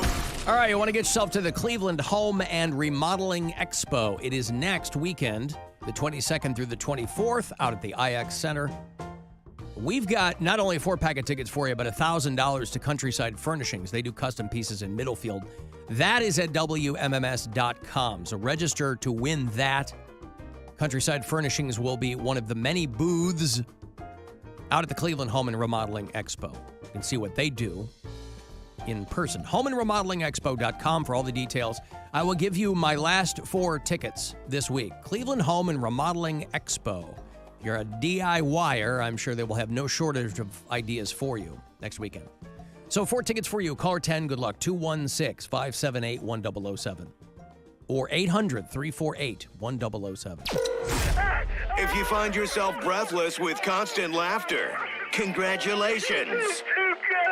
Now, could you tell us what show you're listening to? It sounds fun. This is the Alan Cox Show. On 100.7 WMMS.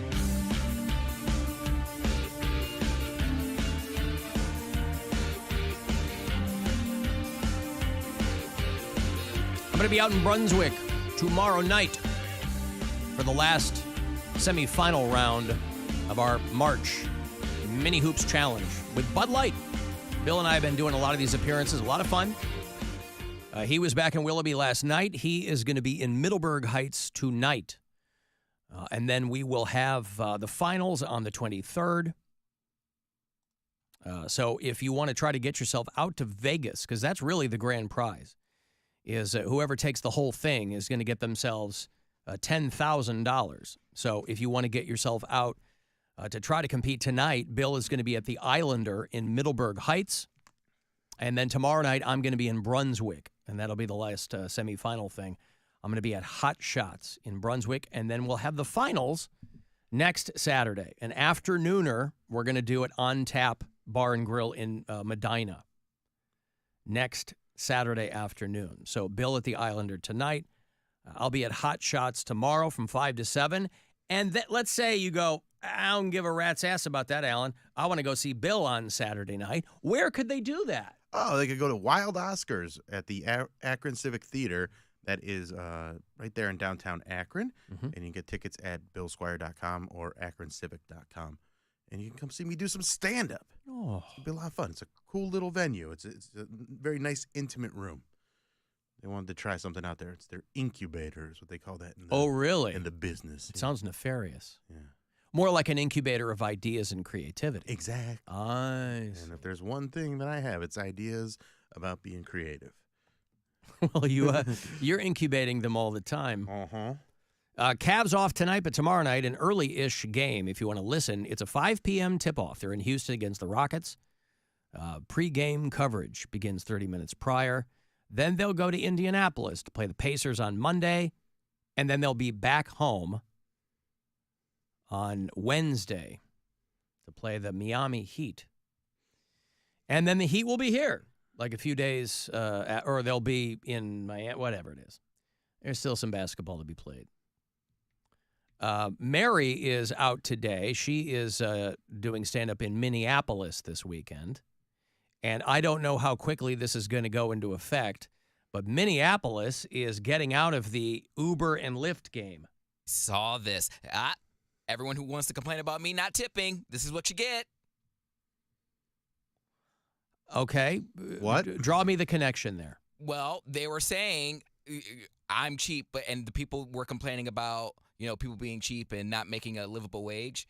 Well, they complained that they weren't making a livable wage, and Uber said, well, we can't support $15 an hour, so they are taking Uber and Lyft out of Minneapolis. They wanted to pay, at the mere thought of paying their drivers more. That's all they wanted was $15 an hour. Lyft and Uber said, nope, we're leaving Minneapolis. Now, obviously, this is a boon to cab drivers, right? The taxi hacks have always hated Lyft and Uber, obviously, because it cut into their business.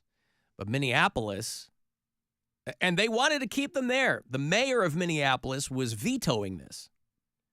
The driver increase, the wage increase. The mayor of Minneapolis was going to veto it because they want to keep those businesses there, obviously. And the city council voted to override the mayoral veto. Right?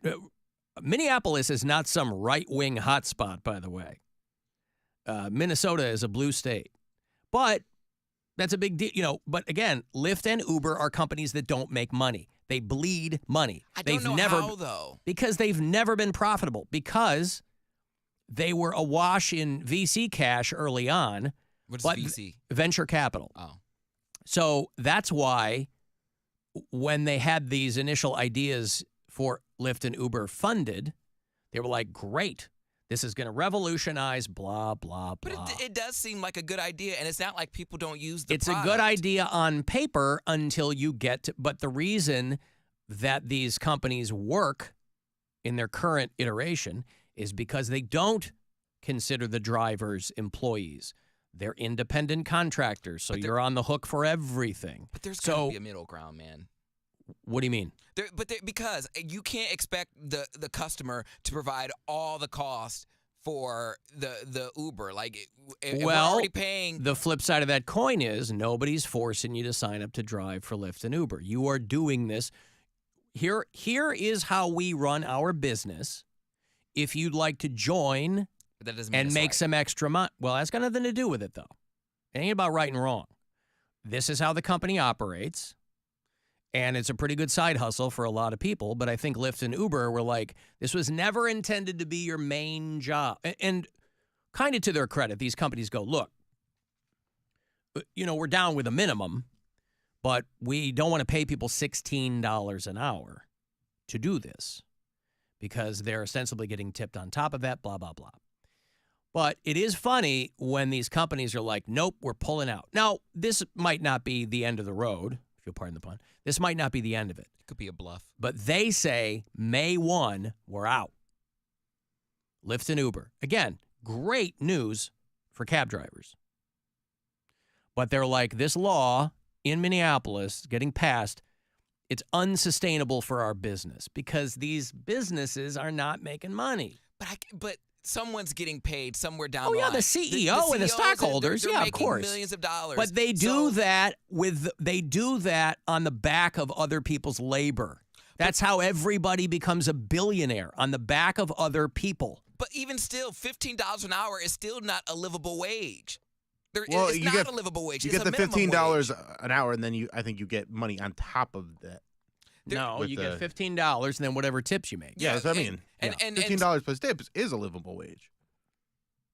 Not for a primary job, no. Right, but that's what they're saying. No, but these were never meant to be primary jobs. If you're getting $15 an hour and you're getting tipped so that you're also making like another $10 to $15 an hour, it should come out to be pretty livable.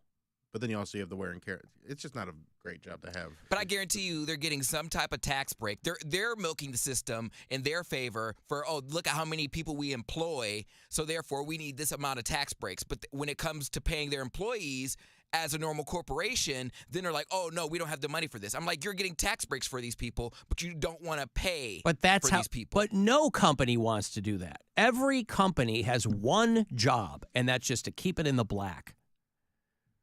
Stay out of the red. That is every company's only mission. And people can have very substantive and intelligent conversations about what that should mean. But a guy like Jeff Bezos becomes a multi-billionaire on the backs of other people. Things that we pay for. We pay for the roads that the trucks are on. We pay for the taxes in the local municipalities that give tax breaks when you want to build a giant Amazon warehouse or whatever. And they can cast it as a job creator, X, Y, and Z. But we pay for the roads. We pay for the local police and fire and all those local utilities that take care of those companies. The things we pay for are what guys like Jeff Bezos and Elon Musk benefit from. So you don't make that much money without doing it on the backs of the people who are working for your company. You also got to think that people will protest when you charge these astronomical fees. So say, okay, Uber is going to pay the $15 an hour, then their wages are going to go up, or the ride share is going to go up. So people are like, well, I can't afford this anyway, so I'm not going to use it, so it's pointless. Like, you'll weed out the people that can't afford it, so the business will be smaller, but you might get a steady flow of loyal customers. I don't know what the right answer is here. Because well, I don't know that there's a right answer, because these companies go, look, we want to stay here, right? We employ people. We do these already. We've embedded ourselves, and we want to stay here. And I'm sure that there are a lot of employees that want the companies to stay. Side hustle. Yeah, there's people driving for Uber and Lyft in Minneapolis. This sucks for them. Yeah, because there's people like me that will get to a point where I was like, okay, I could go without. Like, I'll just go without. I'm not in the business of trying to cheat people. And when I found out that my way of life was not sustainable for some people, then I was like, okay, well, then I just won't use it. And I'm sure a lot of people will get to the point where they're like, okay, well, I'll take my risk on a DUI. I'll take a risk then. Chances are they're probably not going to get me, but I'm not going to pay this, $15 for, a half a mile down the road. I'm not going to do that either. So I don't know. Bill, your thoughts? What? I mean, he's not even wrong. It's just the way he says it is just so. The way he expresses his thoughts on things, they're very unique to him. People will get That's to a why point, I like his perspective. People will get to a point where they just won't pay anymore. They pay so much for everything. Well, if they get rid of can't do everything. If they get rid of Uber and Lyft in the city, then in Minnesota's a drinking town. The DUIs will go up.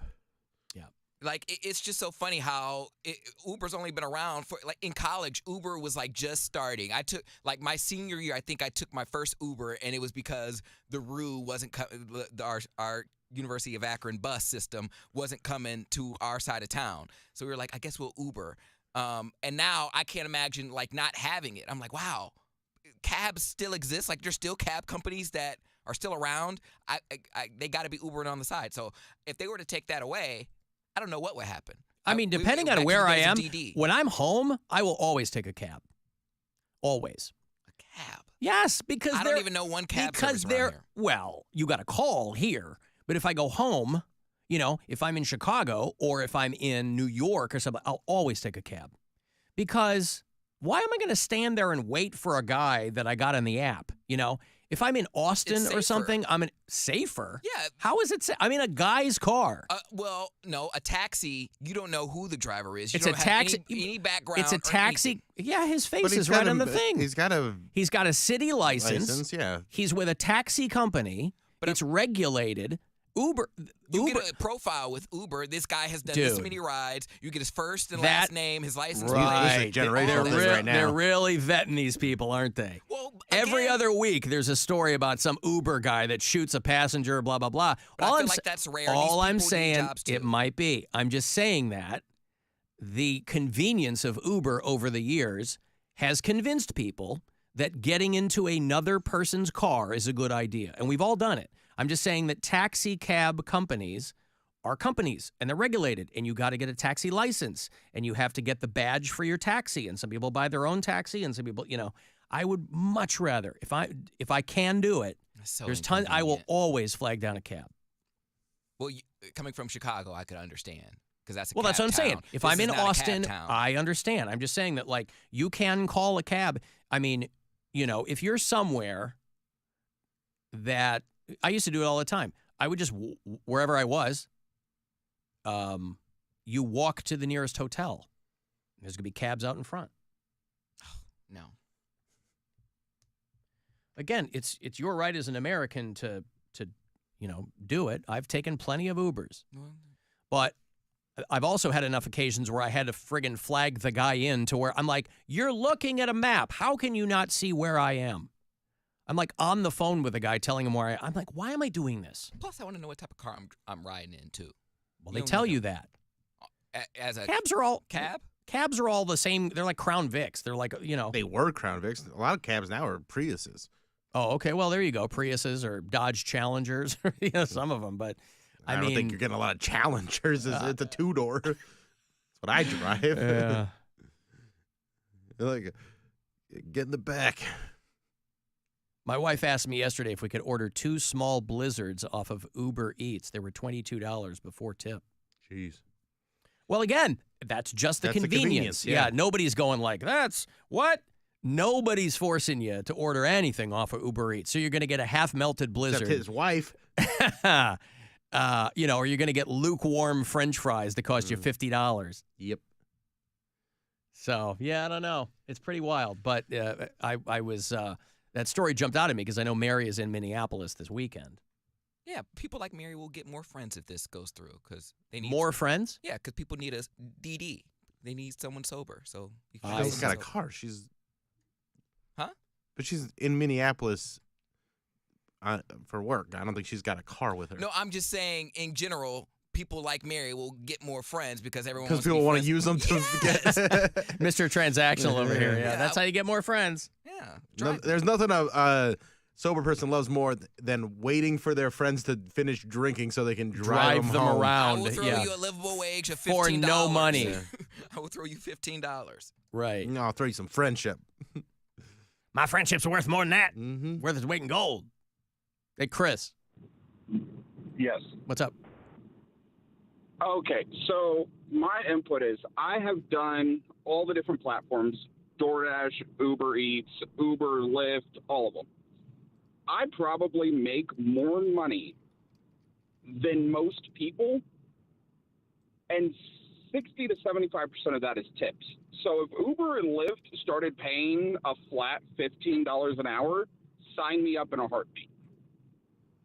Right, but they want to leave it. They want to leave a contingent on tips because they're like, look, we can't. This is unsustainable for us as a business. Right, but the moment that they start paying a flat hourly wage, it becomes a W-2 job versus a 1099 job, and then they start taking taxes out. Right, you're not an independent contractor anymore. Exactly. Yeah. So I would go, I'm not going to say which platform I'm currently working for, but I average $1,500 a week. Wow, good for you. Do they? Somebody told me that they do background checks every year with those platforms. Is that true? They do. Okay. They do. I cannot drive for one in particular because of a misdemeanor I picked up when I was 18. Wow. It is a violent crime, but I still cannot, and that is the only charge on my entire record, and I cannot drive for that company. What are you, 21 now? I am 28. Wow, okay. Oh, that's not that long ago, though. I was thinking you were older than that. But it's still over 7 years. Yeah. And most companies will still hire a felon as long as it's over 7 years. Huh. That's when people get good again. But you're but That's you're, been 7 years. So right, but you're saying that you're making like $6,000 a month. Yep. Huh. Oh, good for you. What kind of car do you drive for the? Apparently a Rolls Royce, Bill. No, a Hyundai. Just a Hyundai. Just a Hyundai, yeah. Well, I know it's a lot of wear and tear on your car. How do those expenses weigh into what? Because I mean, that's a lot. In the last 4 to 5 years, I am now on my 4th car. Wow. Yeah. So you're going through like a car a year. But it's all tax write-off because I use the car for nothing but business. Okay. Right. So I don't pay for the cars. It's a tax write-off. That's the thing with the wear and tear, too. If you can focus on the wear, you'd be much better than if you focus on the tear. Because, man, I'm telling you what, there's such disparities between wear and tear. All right, thank you, Chris. There's Chris, who's out there stacking cheddar, driving for one of those platforms. And, yeah, there's a lot of stories like that. And there's other stories people are like, I blah, blah, blah, blah, blah. Like anything else. But if you are sober and want to drive your friends around, then according to Pound Cake, that's a great way to make new friends. Yeah. Is just walk up to some drunks. Because I would think that people you were driving around would already be your friends. You're not meeting new friends that way. Hey, you look drunk. Can I take you home? Every year for I'm sober. Let's go. Right. Every year for New Year's, there's like an acquaintance I have on my Facebook page, and they're like, "Hey, I'm gonna be sober tonight, and if any of my friends they'll give out their phone." Well, I'm like, that's wow, y'all nice. are bold. That's giving out nice. your phone number on Facebook, and they're like, "Call Well, me." that's silly, but Yeah, and they're like, your "Call me if you your need me." friends should have your phone number. Well, no, I said an acquaintance. Like they're just on there. I'm like, I'll take it down just in case. I might need you. That's somebody desperate for New Year's Eve plans. They just want to make sure everybody's safe. I think they're just trying to make everybody safe. Come on. And get a bunch of phone numbers.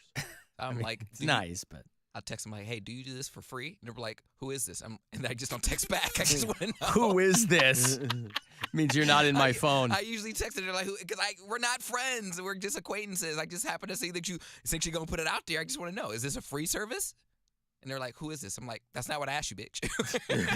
This guy. You said that you would take someone home if they was drunk. I just wanted to know if that stands for everybody. Who is this? That's not what I asked you, bitch. You know, come First on. answer my question, and then I'll answer yours. Clearly, one of your Facebook friends, if you is either public or private. Either way, you put it out there. So I'm just answering. I don't think that's too much to ask that they answer your question first. Hey, you put it out there. I didn't ask you to do that. You say you were about to drive me home. I just have to know who this is. But are you going to drive me home if you find out who it is? Like they say, yeah, and then they find out and they go, no, no thanks. Not Cody. No, God, no. I didn't know it was you. I got a break. Hey, everybody, Brian Kenny is stopping by. He's headlining the Funny Stop down there in Cuyahoga Falls this weekend, so we'll catch up with him when we get back. I'll also hand off that last pair of tickets. You want to see the Chili Peppers at Blossom this year. We'll hand those off coming back. 35192 when a text for anything else. It's the Alan Cox Show. Everywhere on our free iHeartRadio app or whatever smart device you have. Just tell me to play the Alan Cox Show on iHeartRadio. From the Mr. Hero I crave the heat.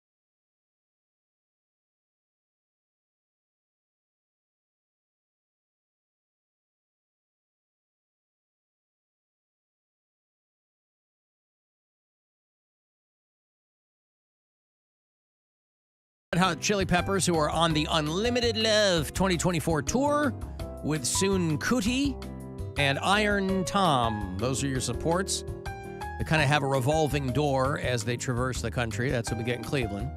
Monday, July 22, it goes down at Blossom.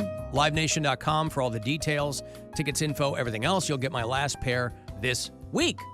So if you're a Chili Peppers fan, good luck. Be caller 10. 216-578-1007 or 800-348-1007. To all our men and women in uniform, I've been a lifelong fan, 20 years in the military, come back, and to find your afternoon show is f***ing horrible. thanks from the Alan Cox Show. Horrible. On 100.7 WMMS.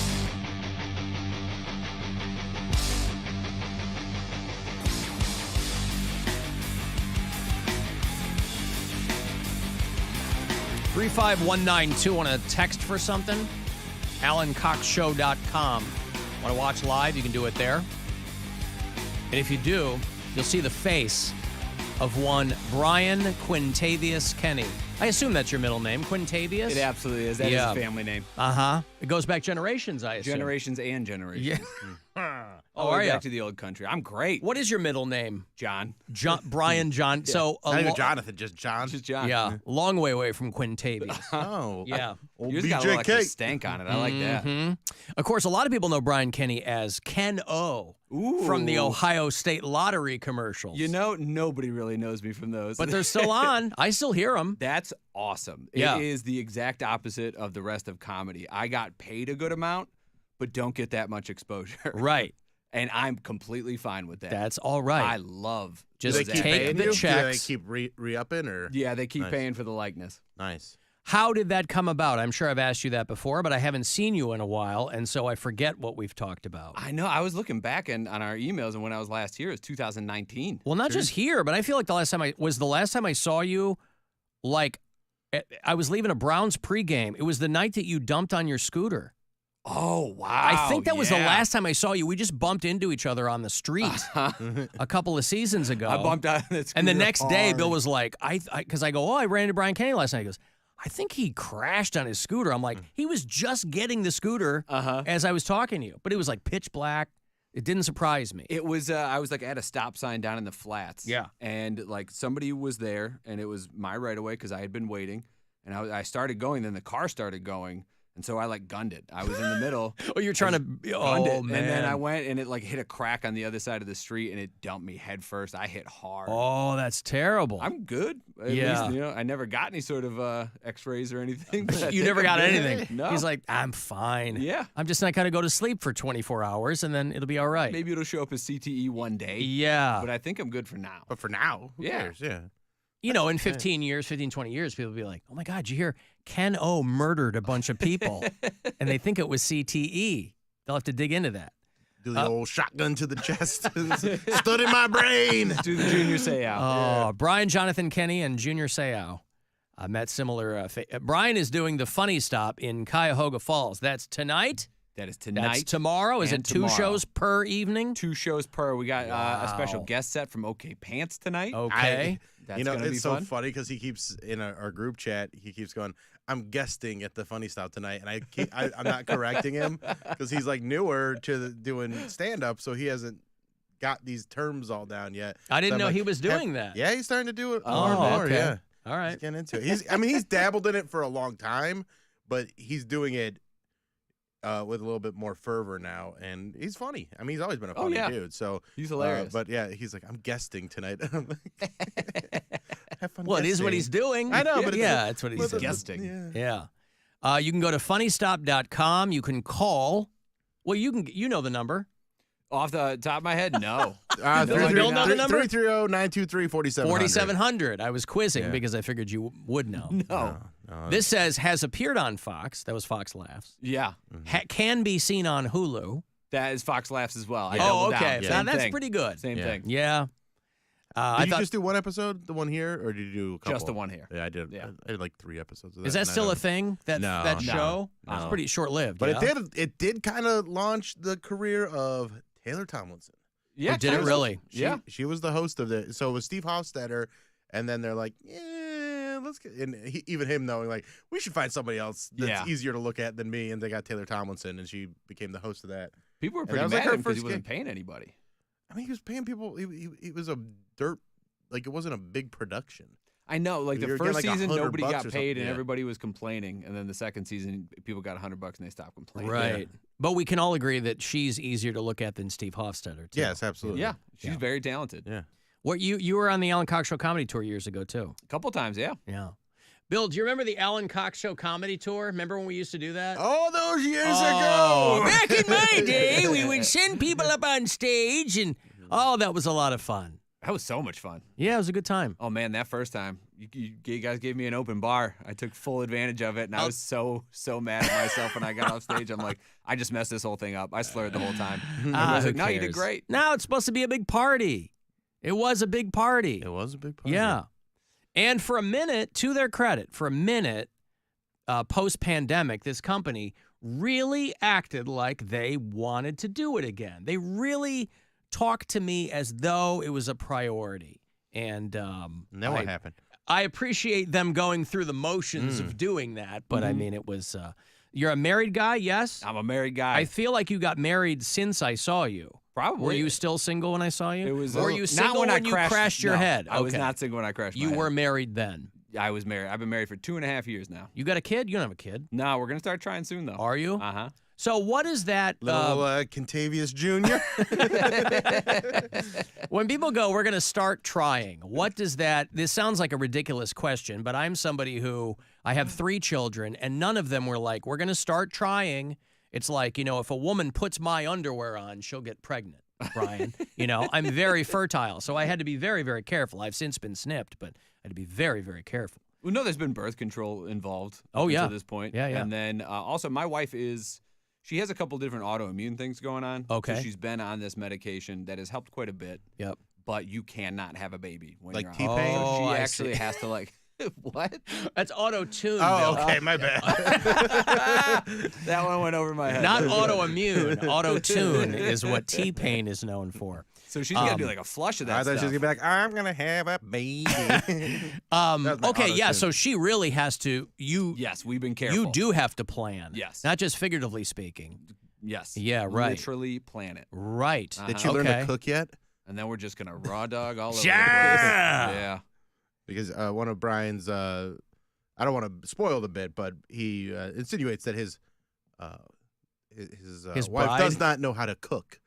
Are you insinuating, or is that the case that she doesn't know how to There was a long cook? period of time where she refused to learn how to cook, and since then, probably in spite of the bit, she has started She stepped up the cooking. game, yeah. So I'm gonna keep doing the bit. 'Cause Yeah, it's great. It's a great bit. But yeah. I think I double win because I get to do the bit and she learned how to. Why cook. did she dig in her heels on the cooking? She just didn't care. Okay. Yeah. She's like, you're a grown man. You'll figure it out. But I was doing the cooking. Oh, for a you were while. doing Yeah, the I was cooking. doing most Oh, of the I cooking. see. Okay. Mm-hmm. And that was something, did that lead to arguments? Were there fisticuffs? Was it a Donnybrook? Was it? No, they get along very well. We get along real well. I mean, yeah. we talk a lot of trash to one another. I Yeah, call of her course. an idiot at least 5 times a day. But Okay. we still get along great. It's all in good fun. Yeah, it is. Yeah. See, I like that. We were talking maybe earlier in the week about how I'm fascinated by couples that genuinely don't seem to like each other. Yeah. Like my wife and I, I think in kind of a similar way. You can goof around and you can like poke at each other, but it's not in like a nefarious kind of angry way. There's a lot of couples where you can tell. They're like, this is just how we communicate, but it's more than that. It's animosity. It's animosity. Oh, yeah. And I'm not talking about people that have been around. I'm not talking about retirees, people who haven't been married that long. And it's like, how did you end up here? Because you don't seem to enjoy each other's company. Yeah. You're like really excited when they're not around. It's weird to me. Those are the ones that fascinate me. Like I've got certain buddies where they are always looking forward to like dude time and getting away from the wife so that they can be themselves. It's like your wife hasn't really even met you. Right. I have buddies That whose seems friends terrible. don't know that they smoke weed. And it's like, you got to hide this? This is a pretty big thing. Well, not only you that, like it a lot. because that's a real hard thing to hide. So that means the wife's barely paying attention to him. She's making it easier for him to hide, and he doesn't even realize it. He's like, oh, she's not even locked into what I'm. And it's not like you're 50 years old. No. Like these are people in their 30s that are like, can't let the wife know I smoke weed. Well, like I can that makes more sense for somebody in like the 80s or something like that. But in 2024, I feel like people are pretty much themselves to their spouses. But then again, you have they're to not. be. Yeah. I mean, I'm lucky enough to have a wife that does smoke weed a whole Yeah. bunch. So we have a good time like that, and then we fart in front of each other and everything. It's Now, I don't do that. 100%, baby. Yeah, we're not You a let it farty go. house. Now, my 8-year-old farts like a trucker who has a steady diet of chili. But, Yeah. I mean, that's a kid thing, too. But I'm not that guy. I still have enough Catholic in me where I'm like, I'm not farting around my wife. Like, door shut when I'm dropping one. The We whole do thing. that. Yeah. We don't shit I mean, with the God door. bless. I think. Sorry. He caught himself. Yeah, I don't.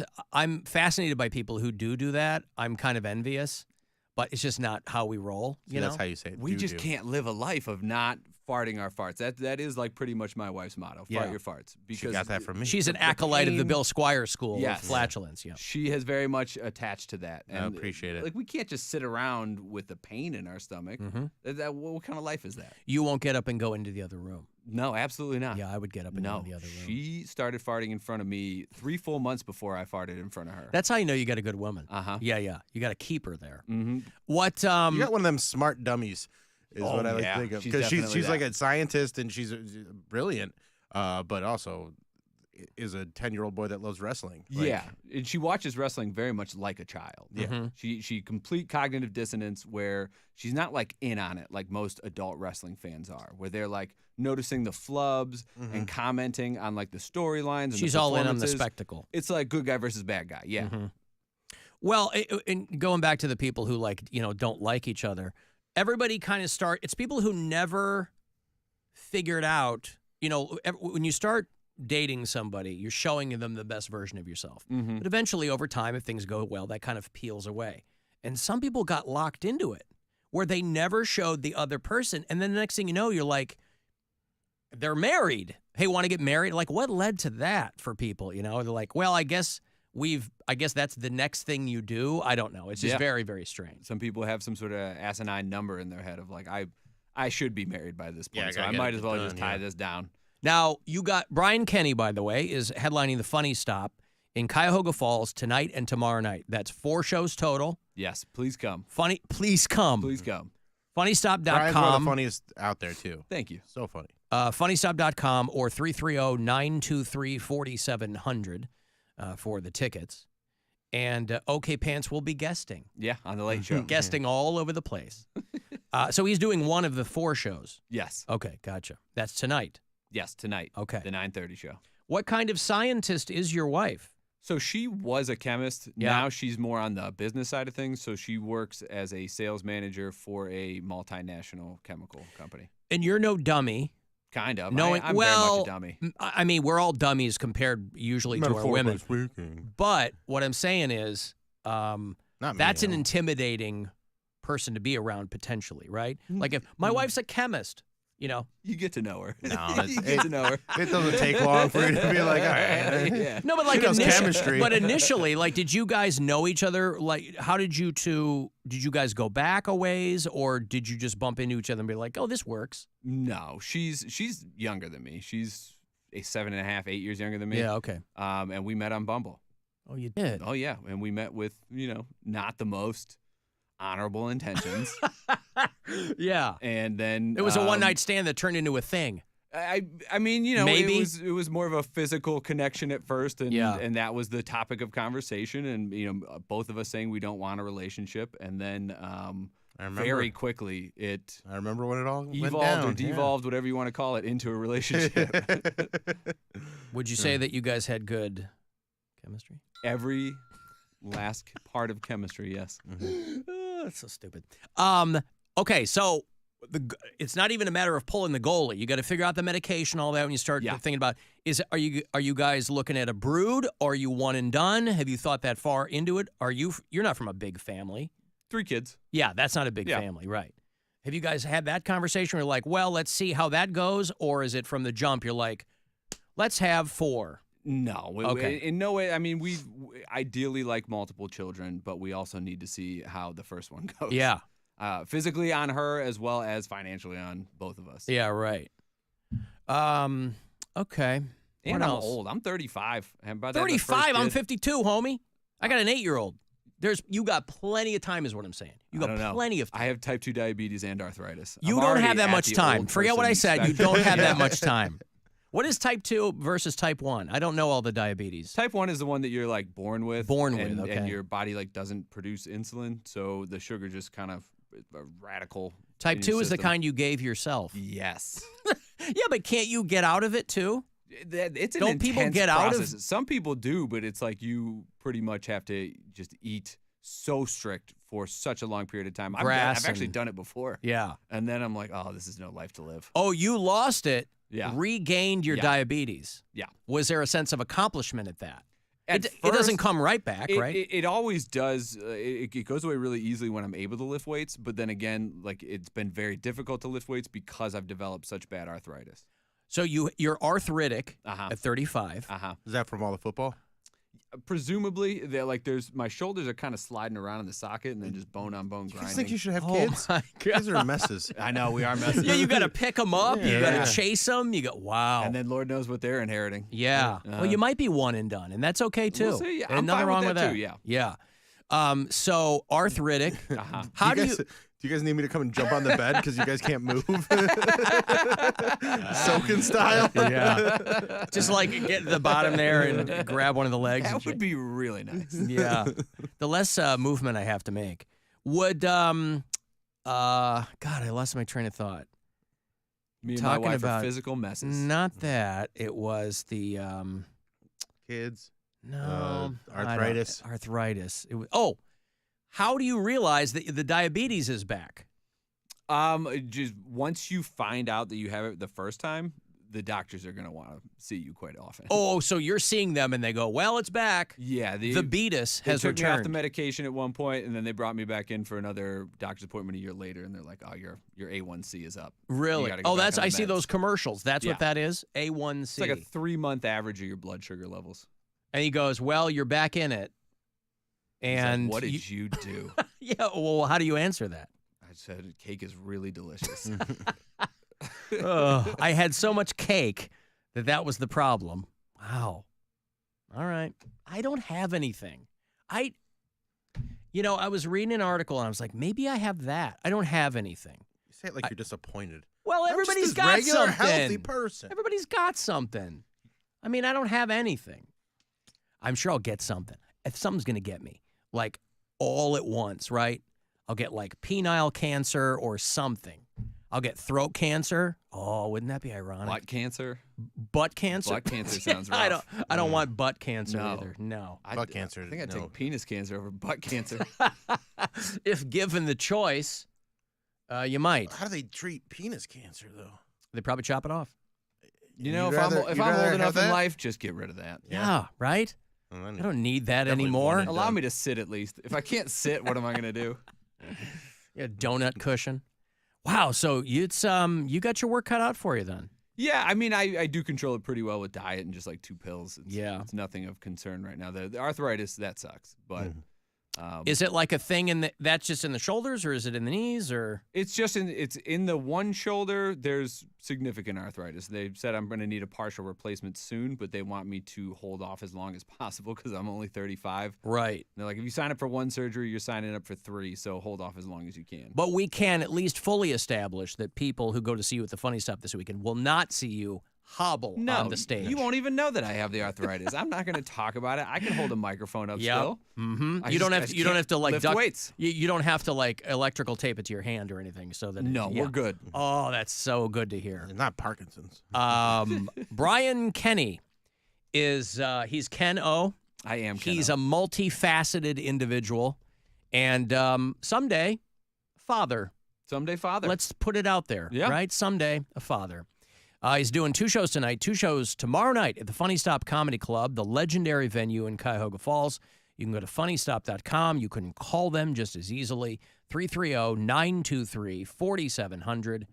where can people go find you on all those social medias I hear the kids talking about? You know, I'm not that big on social media. You can find me at I Am Brian Kenny, but the podcasting, I do that quite a bit. I've got the 10 Cent Beer Life podcast with Dave Herron and Kyle Hahnhorst. I have a great time doing that. Mm-hmm. And then the Pound Town podcast with Will Burge. Beautiful. I just ran into Will Burge. Will Burge. I hadn't seen him in a minute, and I was at a friend's birthday party in Lakewood at this bar.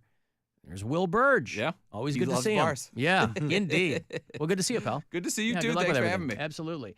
Ryan Kenny at the Funny Stop this weekend. Again, go to funnystop.com or the number to call, 330-923-4700, and we'll be back. Diabetes. Yeah.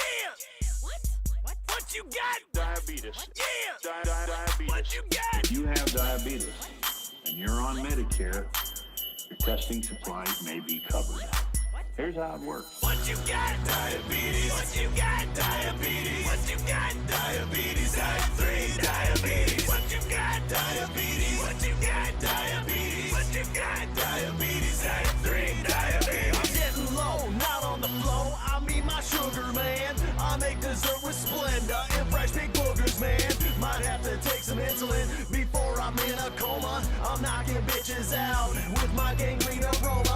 I can't smoke chronic because my toes are necrotic. I gotta maintain my circulation so I don't get another amputation.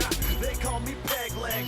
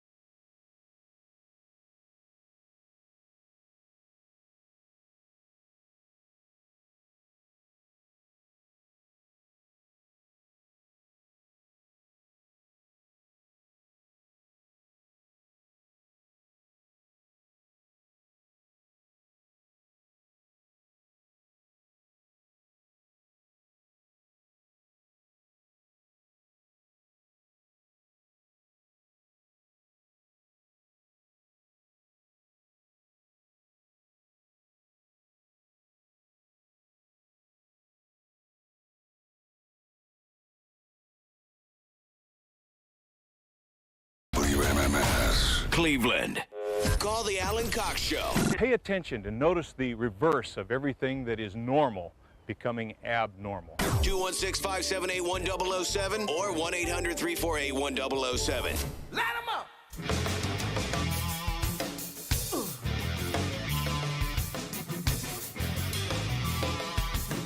Van Halen in early 90s, maybe? Their ode to Amsterdam. I was reading about the city of Amsterdam. You know, they've been trying to pull back a bit on all of the tourists coming through and creating problems because for decades now, Amsterdam has been the spot you wanted to go to if you wanted to visit the red light district or if you wanted to get yourself some hash or you want to walk around and they kind of have gotten tired of it over the years as they've tried to kind of deter what they call troublesome tourism. And so they've launched a number of campaigns essentially telling people to stay away if that's what they're coming for.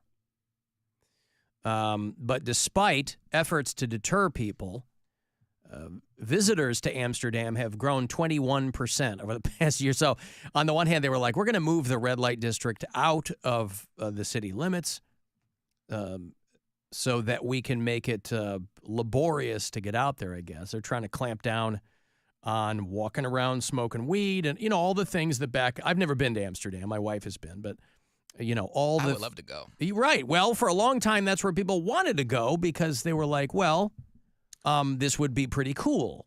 I would like to go to the red light district, but I'm more of a touristy. Like, I just want to see it. I don't want to partake in any of the stuff. I also want to go to the Anne Frank house. Like, Amsterdam is notorious for that stuff, but I feel like it is notorious for the Anne Frank house. You are right. But like also like the red light district, I feel like 10%, if maybe lower, maybe 5% actually go and go to the prostitutes and stuff like that. I don't feel like people do that anymore. Well, I don't know. I disagree. Yeah, I don't know about that. I mean, American Men, like that was like the premise of so many like movies where they go over there and get prostitutes. I feel like not a lot of people do that. Like some people certainly do, but more people go there to just like see it and be amongst it rather than actually go to like glory holes and stuff. That's what they're doing, right? No. Well, what Amsterdam, the city of Amsterdam has put up online is a quiz for you to take that will get you hip to their rules pretty quickly. And in typical blunt Dutch fashion, whatever you answer, they will essentially come back with an answer for you like, yeah, you can't do that here anymore. Like, are you coming for a hen party or a stag do? You know, that's what they call bachelor and bachelorette parties over there. The ladies go out for a hen party, and the guys are going out for their stag party or their stag do. So when you go to the Amsterdam website there for the city of Amsterdam, they've got their quiz. Why would you like to visit Amsterdam is what it says. And then they give you honeymoon, sightseeing, stag party, shopping. Now, I imagine when I click stag party, it says this is going to be a hassle. It is forbidden to organize stag parties in Amsterdam. What? However, there is more to discover. Yeah, because this is the thing. People thought that Amsterdam, and maybe back in the day it was, but for a while now, Amsterdam has not been the city where you just went hog wild. There are a lot of things there that are illegal or you'll get tickets for that people don't realize. And so then it asks you, how many people are planning to visit Amsterdam? Let's say 3 to 5, right? What type of accommodation do you plan to stay at? Hostel. I'll click hostel. Would you like a guided tour among sex workers' windows, right? What do you? They're baiting you. I'm going to click yes, and it comes up, sorry to disappoint, but guided tours are no longer allowed in Amsterdam. So this is what it is. Like, they know what people are coming for, and so they're kind of loading the deck in their favor. Until what time would you like to go out? I'm going to click 5 a.m. No more partying throughout the night. Bars close at 2 a.m. So they want to let people know. It says, would you like to do a pub crawl? Yes, I would. That's going to be a hassle, it says again. I love that. That's going to be a hassle. Yes. It is forbidden to organize and participate in pub crawls. I'm guessing they don't. This is literally They're not your selling any grandfather's. Don't hassle me. I'm local shirts. Is nothing sacred anymore? We can't even party and buy prostitutes and have a stag party. I mean, listen, there are plenty Stay of out till cities, 5 a.m. and plenty do of cities in Europe that'll be happy to pick up the slack. Ibiza's still cool. You might end up being sex trafficked, but that's just the price you might have to pay. So then the next question is, would you like to explore the city with a drink or a spliff in your hand? Yes, I would. Oh, bad news. That's gonna be awesome. Drinking and smoking cannabis in public are forbidden. It makes it more fun. You can't walk around with an open container. What famous Dutch products would you like to try and buy? One of them is, so here are the positively demented choices, right? Because they're trying to steer you off the path of going there to party. What famous Dutch products would you like to try and buy? Tulips, Molly, stroopwafel, or cocaine? Ooh. I want some stroopwafel first and then cocaine because I don't want to lose my appetite. Yeah, I'd like to sprinkle cocaine on my stroopwafel. Boy, that escalated quickly. I'd like to try cocaine, please. Oh, buying drugs from street dealers is illegal. Street dealers sell fake drugs, which are dangerous for your health. Buying drugs on the street can lead to getting fined. Well, yeah, that's the quiz that they've got up there for That's you. so and cute. Really trying to get people out of going there just to party. Like, don't come here smoking a blunt. Yeah, it's like Newman in Jurassic Park. I feel like I might have bailed out of this quiz though too quickly. Let me go back through. So no, yes to the pub crawl. Can't do the pub crawl. Would you like a spliff in your hand? Yes. No. Can't do that. Cocaine. Okay. So the very end, I just bailed before the end. It says, "Too bad. Considering your preferences, Amsterdam may not offer the experience you're looking for." Wow. So yeah, they are really trying to get people to not come there. And so far, it's not working. It's too late. Well, it's not too late. A lot of things have changed there, but you still can go to the red light district. And you still can sit in a coffee shop and smoke hash. And there's a lot of things you can do. How far out of the city is the red light district? I don't know if they've even moved it yet, but I know that was a big thing that they had been talking about for a while. And they don't care about all the whores that are not going to be able to make a living? Well, I mean, I don't know about that. I mean, those people are all licensed, I think, and they're all, that's a much more regulated situation. But again, about the hose. No one ever thinks about the hose. Well, you're thinking about the hose. I know, but I'm not a person of power. Not yet. Maybe you'll be the future mayor of Amsterdam. These hoes are just trying to make a living. Yeah. They got kids too. But I mean, for a city like Amsterdam, which, boy, that whole place is funded by tourism revenue, it's got to be that's a real tightrope. To go, yeah, because obviously this all came about because when people go somewhere to party, after the pandemic especially, people forgot how to be in public. People forgot how to not be animals anymore. So there's people in Amsterdam who live there waking up with like puke on their doorstep. Or there's people all hours of the night running around screaming because they can't handle their high. Or they're peeing on like store windows and things like that. So they're like, we've really got to try to get this under control. But just arrest more people.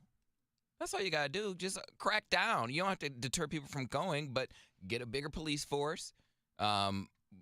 Get higher tickets so people got to pay higher fines, and if they don't pay them, like especially if they're tourists, just hold their passport. Yeah, hold their passport. Well, I think what's interesting is that they're so serious about this quiz that they're routing it through Google, so that anybody who Googles Amsterdam coffee shop or Amsterdam red light district or Amsterdam bachelor party, any of those keywords, I guess. When you type that in, it takes you to this quiz through Google. So they've got it routed that way. So they're like, we're just trying to let people know you can't come here and just go balls out. Full tilt boogie is no longer an option there in Amsterdam. Take my business elsewhere. Alan, I've been to Amsterdam twice. The Brits are a real problem. Well, they're not going to come out and say, I think that's the conventional wisdom, too. But even more so post-pandemic, I can't imagine that, American bros who were over there in Amsterdam are walking in a single file line and saying yes and no and thank you. I just think there's a lot more British people that will go there just because of the it's closer. Yeah. Proximity. Alan was stationed in Germany and visited many, many brothels in Europe, including Amsterdam. Yeah.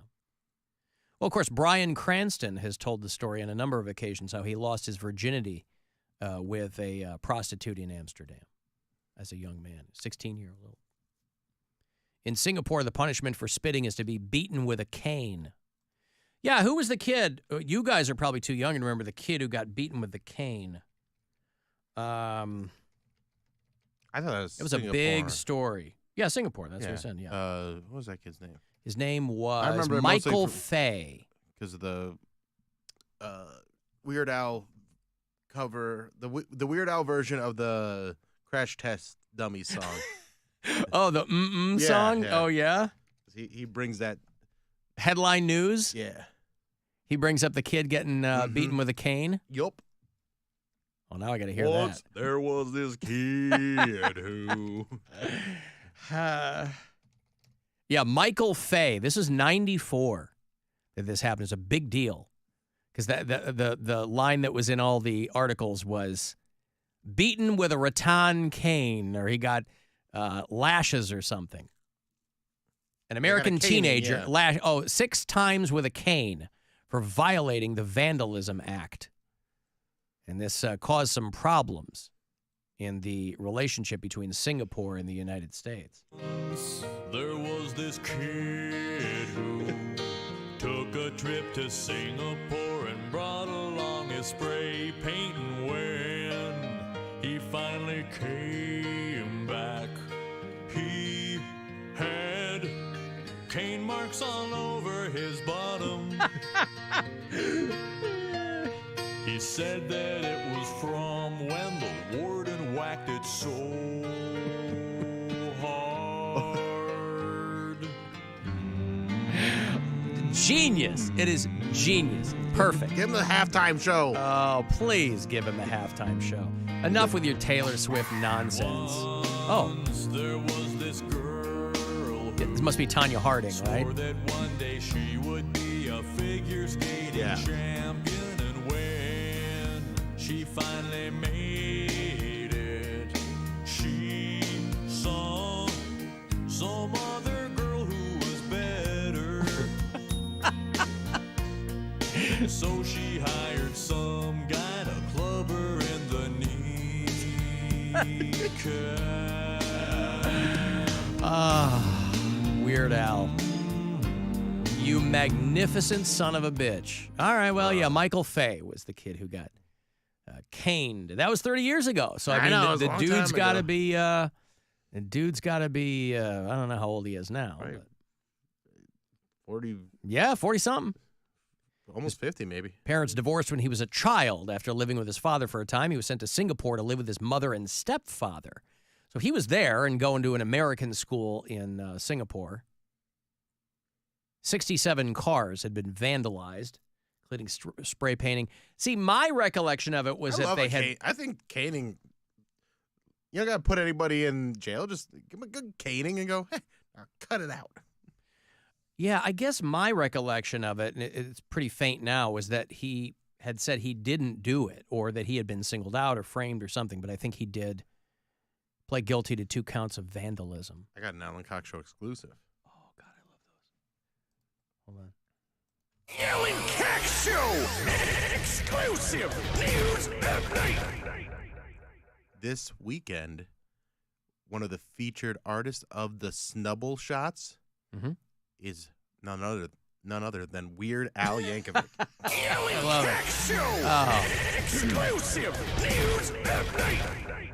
We do the Snubble Shot weekends where it's 2 songs from artists who have yet to be inducted into the Rock and Roll Hall of Fame, and we're really taking our liberties with it, too. I caught some They're Iron good. Maiden last weekend. I caught some Alice in Chains. I'm digging it. When I end the show today, we're going right into White Stripes. Oh, yeah. Yep. We're going to play Jethro Tull, Greg Kihn Band. Remember the Greg Kihn Band? No. Who's that? Talk about Weird Al. That comes full circle. He did a song called Jeopardy. Our Love's in Jeopardy. Okay. Weird Al did I Lost on Jeopardy.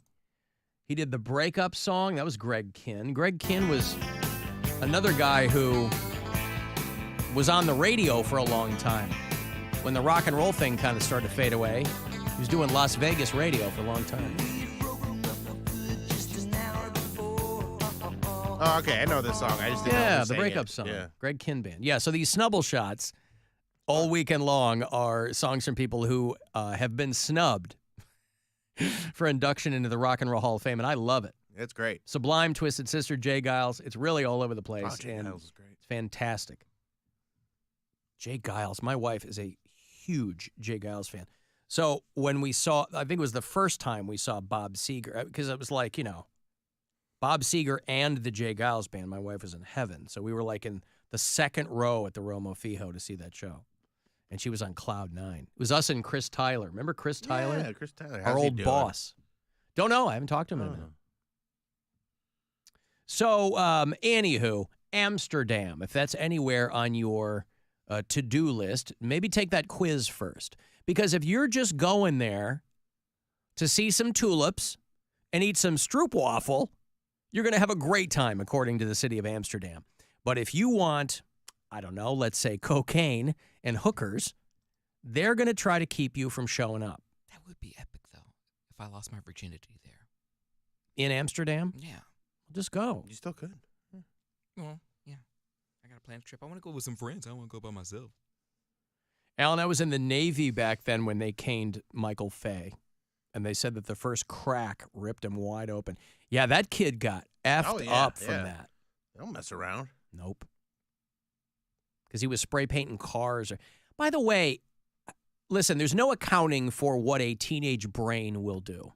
And if you've been living there for a while, maybe you figure you have a good feel for the culture, or he probably just thought, I'm an American, I can do what I want to do, or at least there will be a way for me to avoid the normal punishment if I go to the American school. Maybe he thought a lawyer would get him out. I don't know.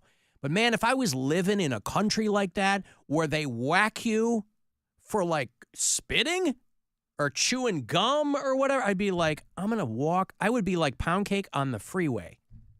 Hands at 10 and 2, driving at 35 miles per hour. I wouldn't even give anyone a glance askew.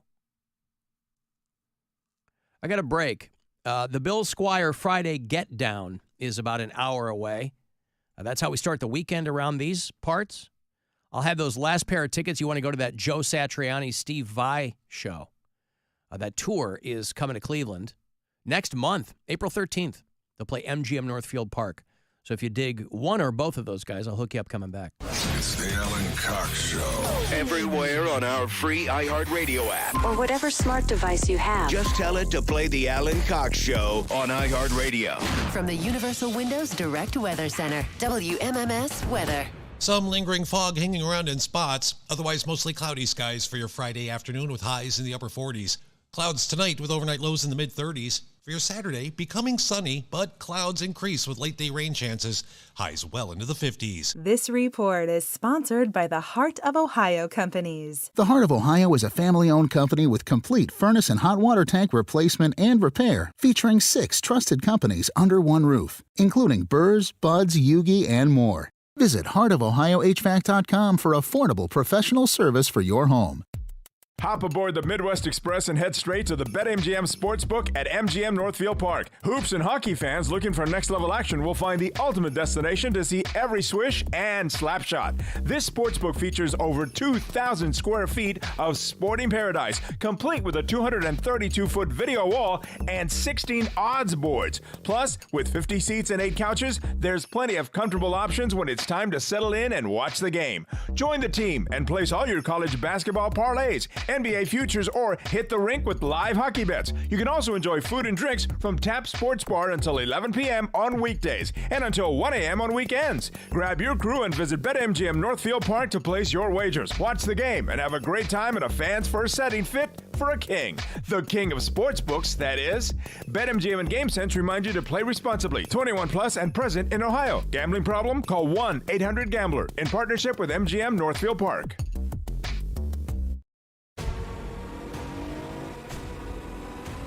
Ever wonder what's around the next corner? Past the trees, into the canyons, over the mountains, or through the desert. That's where adventure lives. Take a Nissan SUV and go find it.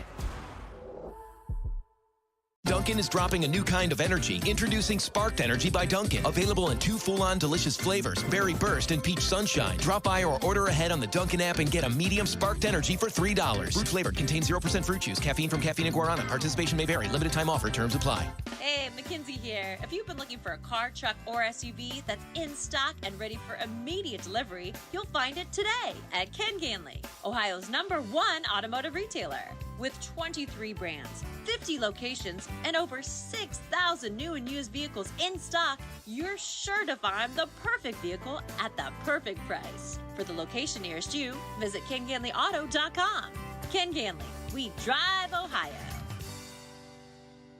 Aware Recovery Care of Ohio is here to help you or your loved ones recover from addiction to drugs and or alcohol. Aware Recovery Care provides each client with a fully individualized in-home addiction treatment program developed in conjunction with specialists at Yale. Now you can recover in your home, in your surroundings, in your comfort zone, and on your schedule. To learn more, visit awarerecoverycare.com.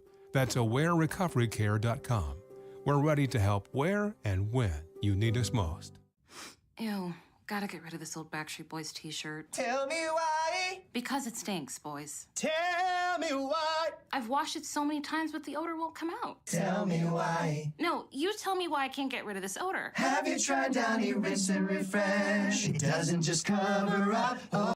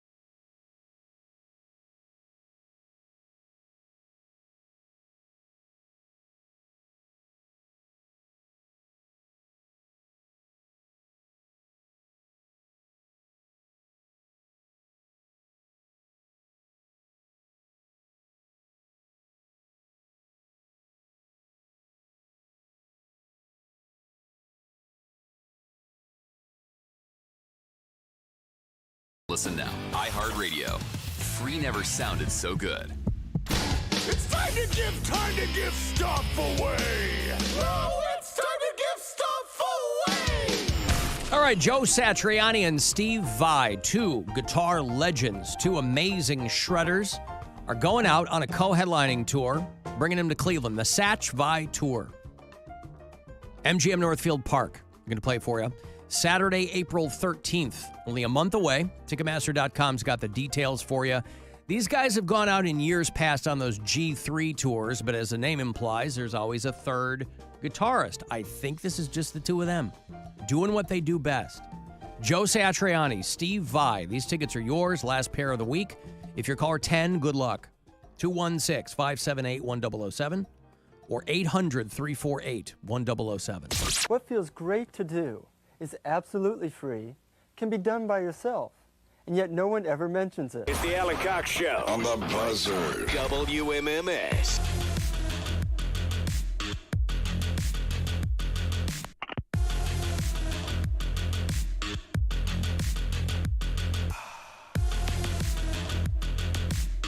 Oh, there we are. Get text in if you like, 35192. The Bill Squire Friday Get Down. Within the hour. That's how we start the weekend around here. Having a brain fart there. I couldn't conjure the word here. And so after that, it's all up to you, whatever happens. Bill, we still have the last few appearances, by the way, for the Bud Light March Mini Hoops that we're doing. Hopefully you win the whole thing and you go to Vegas and compete for the $10,000 grand prize. Bill's going to be out in Middleburg Heights tonight at a place called the Islander. Tomorrow night, I will be at Hot Shots in Brunswick. That's where I'm going to be next. And then I'll be your host for the finals next Saturday. And that's going to be in Medina, I believe. But you are also in Akron tomorrow night. Yeah, I'm in Akron tomorrow at Wild Oscars, which is a small theater at the Akron Civic Theater. So if you're in the It's very Akron intimate. area, It's only 7 seats. It's a few more than that. But it is small though, and it's a great spot to do stand up. And I'm excited to work with the theater and do the show there. And you can get tickets at billsquire.com or just go to akroncivic.com. 7 o'clock, $20 for a ticket. How much? Come have a good time. $20. $20. Be a bargain at twice the price. And then, of course, tomorrow night, in the midst of the Snubble Shot weekend, we do a metal show here on the Buzzard. If you're not in the know, but you love metal, we got it for you. The show's called 2 Hours to Midnight. It starts at 10 o'clock. I'm your host. Corey Roddick and Pat Butler join me. And every week we all throw in stuff we want to play for you. Play local metal, play your requests, and whatever else we can come up with. So tomorrow night, 10 to midnight, if you eat, sleep, and breathe metal, like we do, then join us for that. And then Sunday morning, it's the Week in Cox. That is 2 hours of the best stuff from the week here. And Bill and Poundcake are your hosts. But Alan, what are you going to be playing Saturday night? I'm glad you asked. Going to play Soil. Got brand new music from Fit for a King. We're going to go back, do some throwbacks. Judas Priest, Dio. I got a request for some Pig Destroyer, Bill. Okay. Right? Going to play some Mastodon. A great band called Palm Reader, who are, despite news that they're breaking up, still a great band. So tomorrow night, that and more. A lot of things for you. Bureau Chiefs, if you listen to us on iHeartRadio, I'd like to put you on the map. If you are somewhere outside of Ohio, I heard from Christian, who's a new listener in Tulsa. Andy listens in Belgrade, Montana. Joe's one of our Bureau Chiefs in Atlanta. Becky listens in Austin, Texas. And Robin is one of our Canadian Bureau Chiefs. They're in Toronto. We have a handful of people in Toronto. And I was watching a wild story about how they cannot get their car theft situation under control in Toronto. There is a massive wave of car thefts. And the Toronto police are currently taking a lot of heat because they're suggesting to people, hey, You don't want violent confrontations. You know, there's some people that are getting their cars jacked out of the parking lot. There's other people that are having their homes broken into so that someone can find their car keys. And so in response to that, Toronto police are getting criticized because they said, hey, leave your car fob near the front door. So if somebody breaks in, they're not rifling through your house. And people are like, yeah, I don't know that that's great advice for the police to be giving you. You know, if are the police the ones stealing the cars? No, but, hey, yeah. We're having a hard time here. I mean, like, if your parent told you that or your spouse, you'd go, that's a good idea, honey. Yeah. But the people that, like, you're paying, you know, the people with guns whose job it is to prevent this, but that's kind of a weird thing to say. Well, I get what they're saying because if it's between them just stealing your car or them destroying your house, possibly hurting a member of your family, they say, hey, lesser of two evils, you know? That's what the guy is saying, yeah. To prevent the possibility of being attacked in your home, leave your fobs at your front door. Because they're breaking into your home to steal your car. They don't want anything else. A lot of them that they're arresting have guns on them, and they're not toy guns, they're real guns. They're loaded. See, in Canada, they have to tell you that. Hey, some of these people have guns.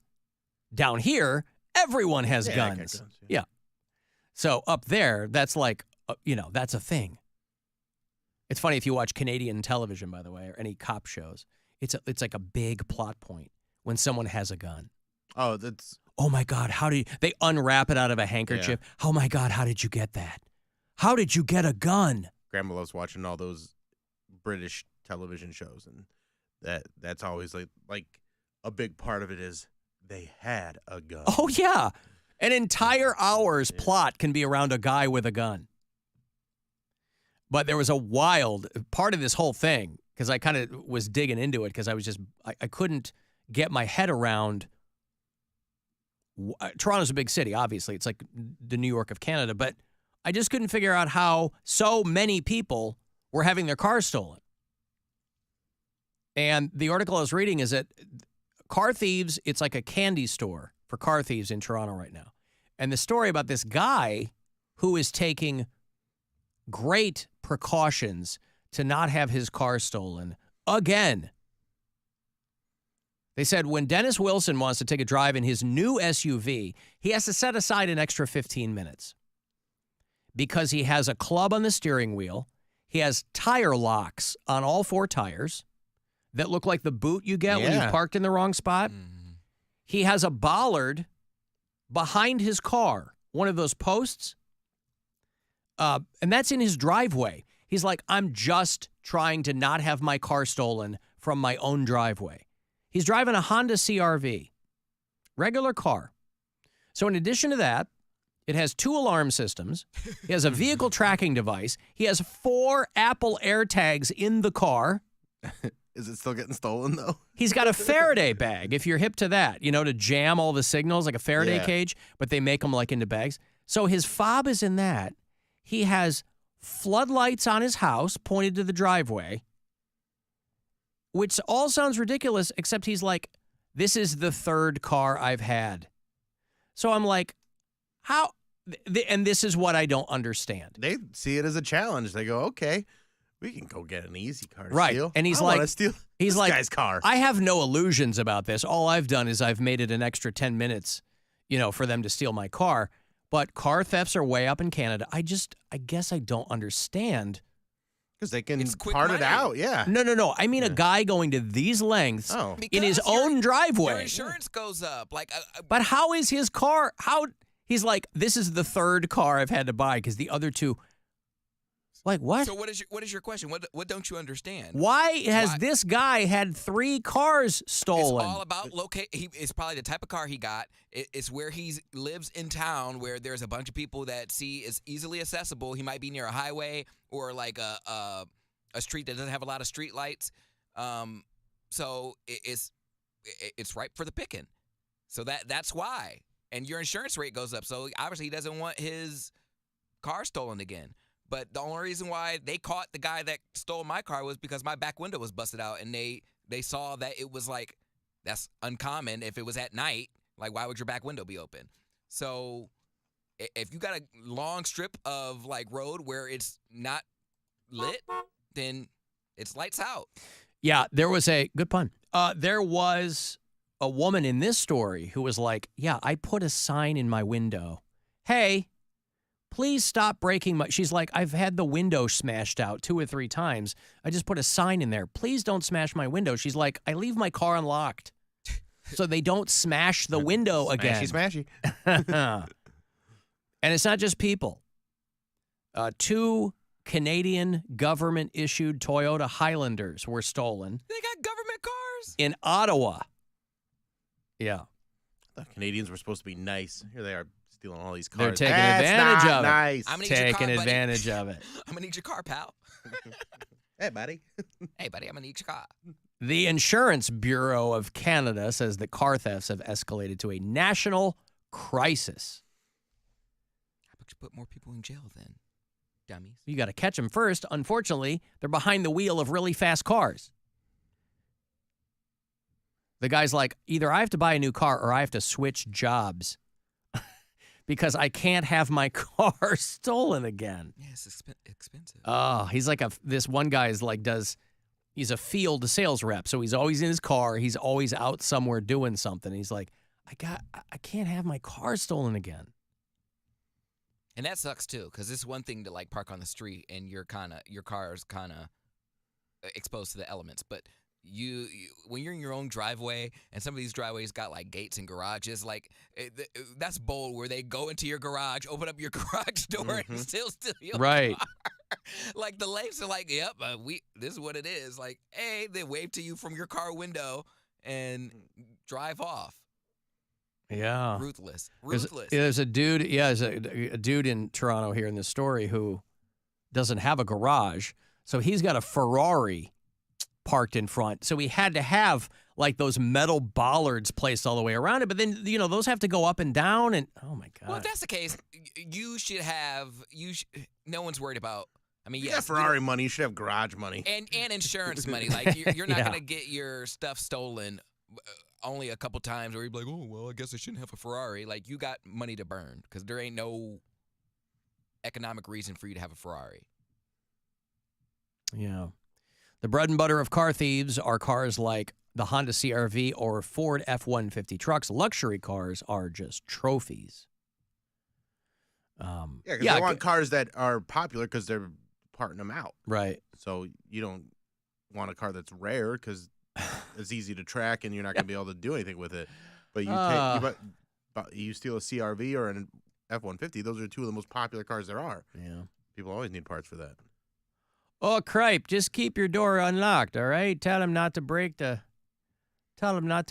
window out. Can you booby trap a car? Booby trap. Just cover it in maple syrup. Like, do something. It'll be all sticky. Nobody wants to steal your sticky car. Yeah. You press a button and then, like, goo comes out or something. Like, the car comes out. The car fills with, like, goo or something. Huh. Like ink. Fills with goo. So you wreck your own car? Well, if it's already getting stolen, I would rather replace the interior than a guy replace the entire car. Like, when you have an outfit, like if you were to steal from a store, they have like the little ink cartridges on the shirt or something like that. Right. So, like if you try to take that off, it'll spray with ink and it'll ruin the shirt. That's what they need for a car. Booby trap your car. So be covered in ink eventually? Yeah, like if it's a key that if the fob is something that the car doesn't recognize, it's like you have 5 minutes before the ink spill. Like, it goes into your face or something like that. You're covered in ink. So even if you run out and abandon the car, everyone knows that you stole a car and you got ink. Right. Dude, ink's more expensive than cars. You try to get a printer ink lately? No, I haven't. You got to subscribe to the printer now. All right. There's got to be something. Oil. It's like a James Bond car all of a sudden. Yeah, a special type of smell you get. Like, oh, you're a car thief. I smell it on you. Yeah. Sit in the seat and you get hit with, I don't know. The what? I don't know. Like you sit in the car seat and it like something comes out of there. I don't know. Oh, how I you would do it. see. Yeah. You have a butt print and it's like paint or something.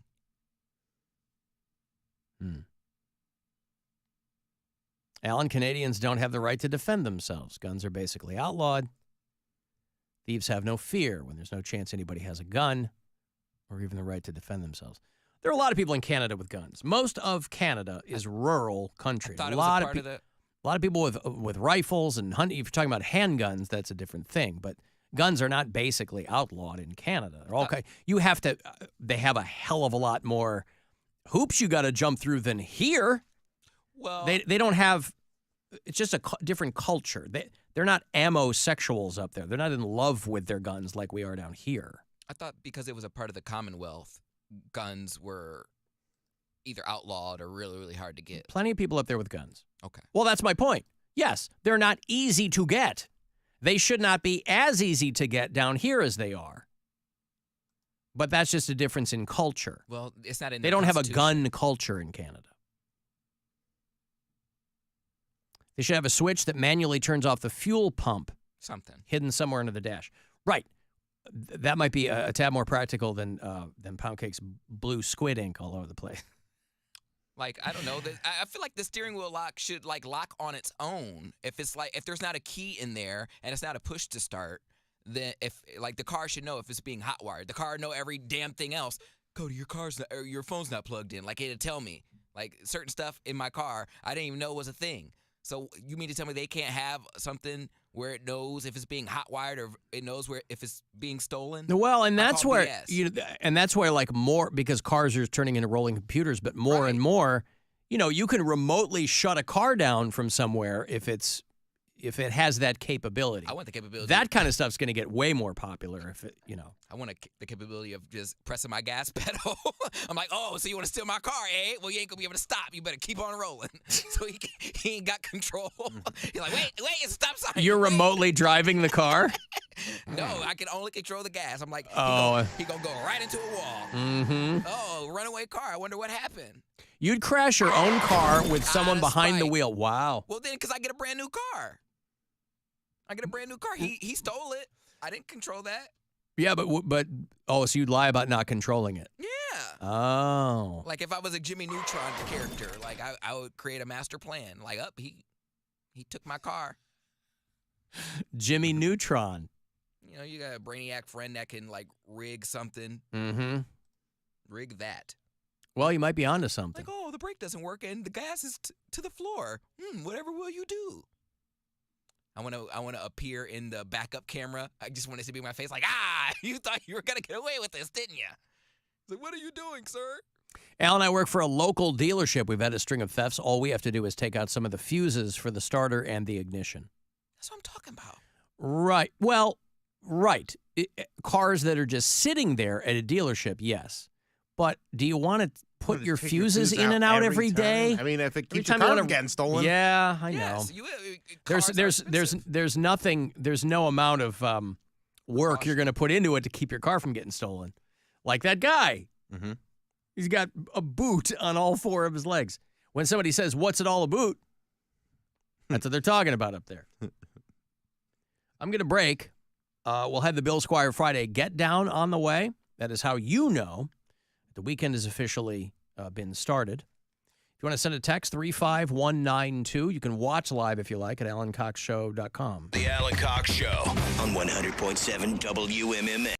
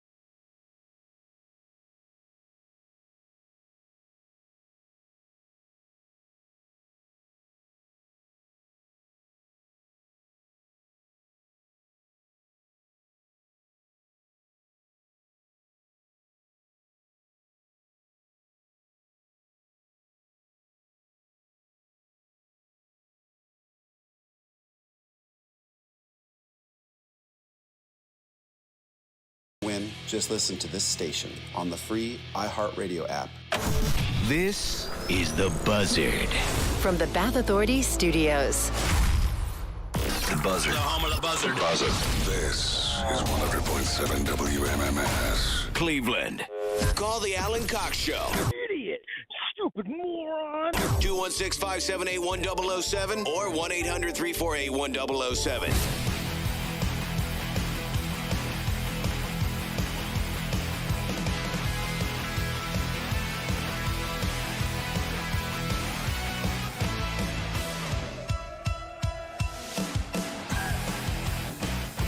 Oh, a little preamble there, a little prep for the Bill Squire Friday Get Down, which is mere minutes away, as a matter of fact, and it's how we begin the weekend around these parts. It doesn't, I don't sign the Friday show off by going, okay, it's the weekend. We do it before that.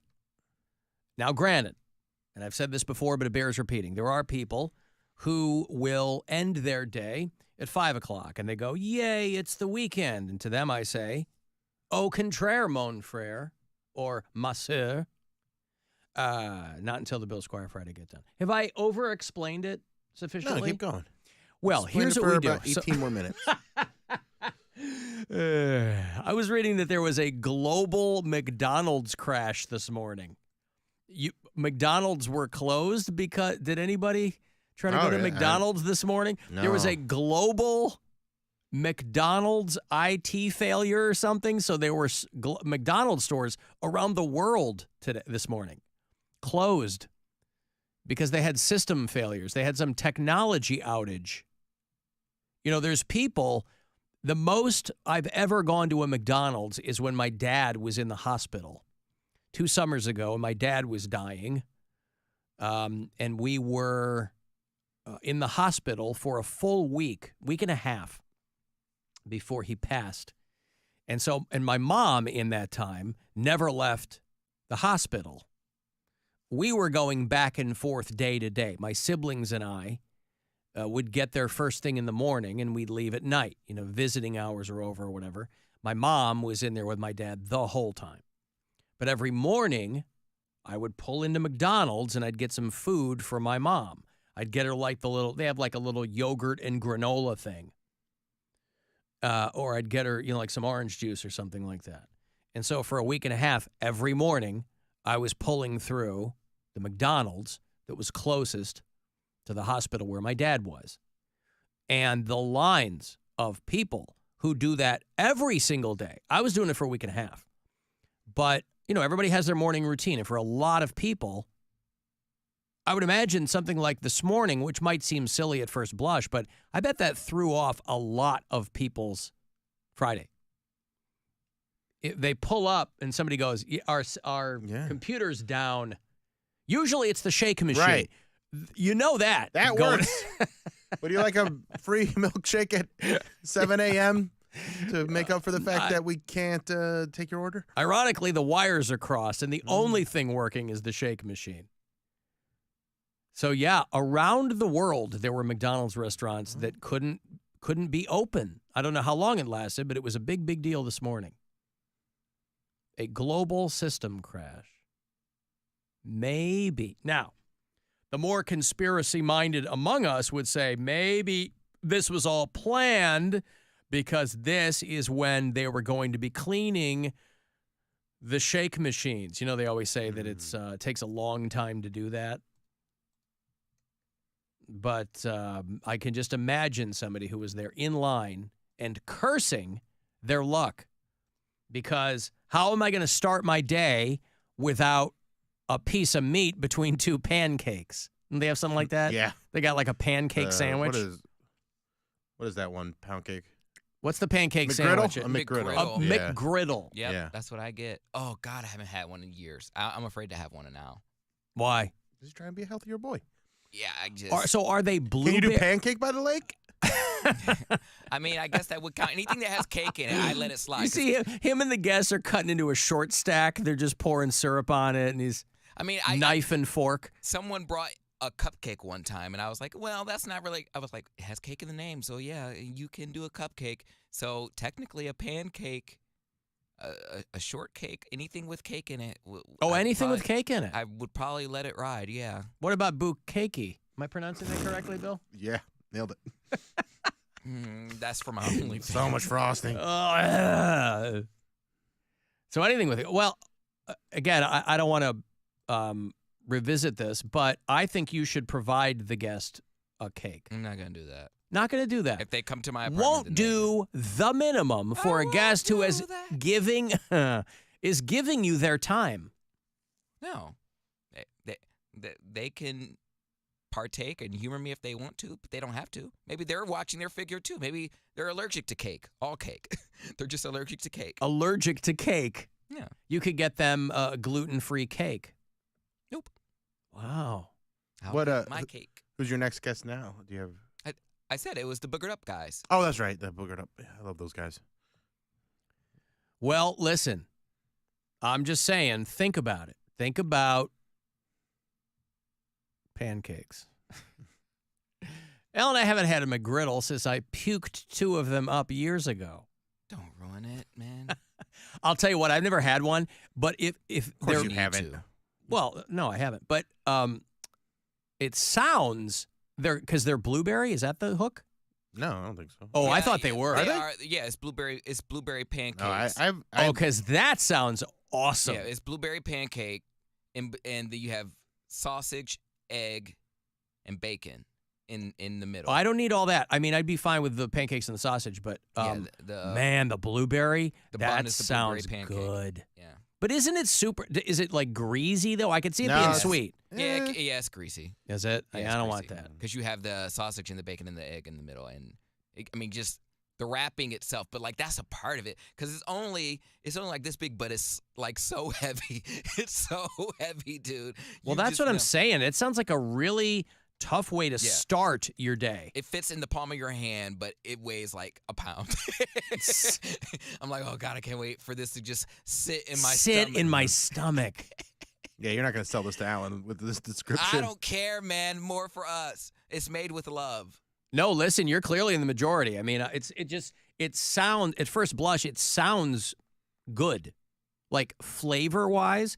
I don't want some giant rock in my stomach, though. No, just take a couple bites. Like maybe you I would do. will. Have a quarter McGriddle. Yeah. People are asking, what about a urinal cake? I never tried one. I'm open to that. I don't know if they're implying you need to consume it, but I mean, could somebody join you holding a urinal cake? Yeah. Let your freak They keep shooting me down, boy. I keep pitching Alan Cox Show urinal cakes with my face on them, and they keep shooting me down. But I'm telling you what. That's my white whale. I want to get Alan Cox Show urinal. What? Nothing. You don't read a lot, do you? I want those made either with the show logo or my face on them or whatever, and then have them distributed to local establishments. Who wouldn't want to be in on that? I think it'd be a hit. Alan, there ain't no blueberries in a McGriddle.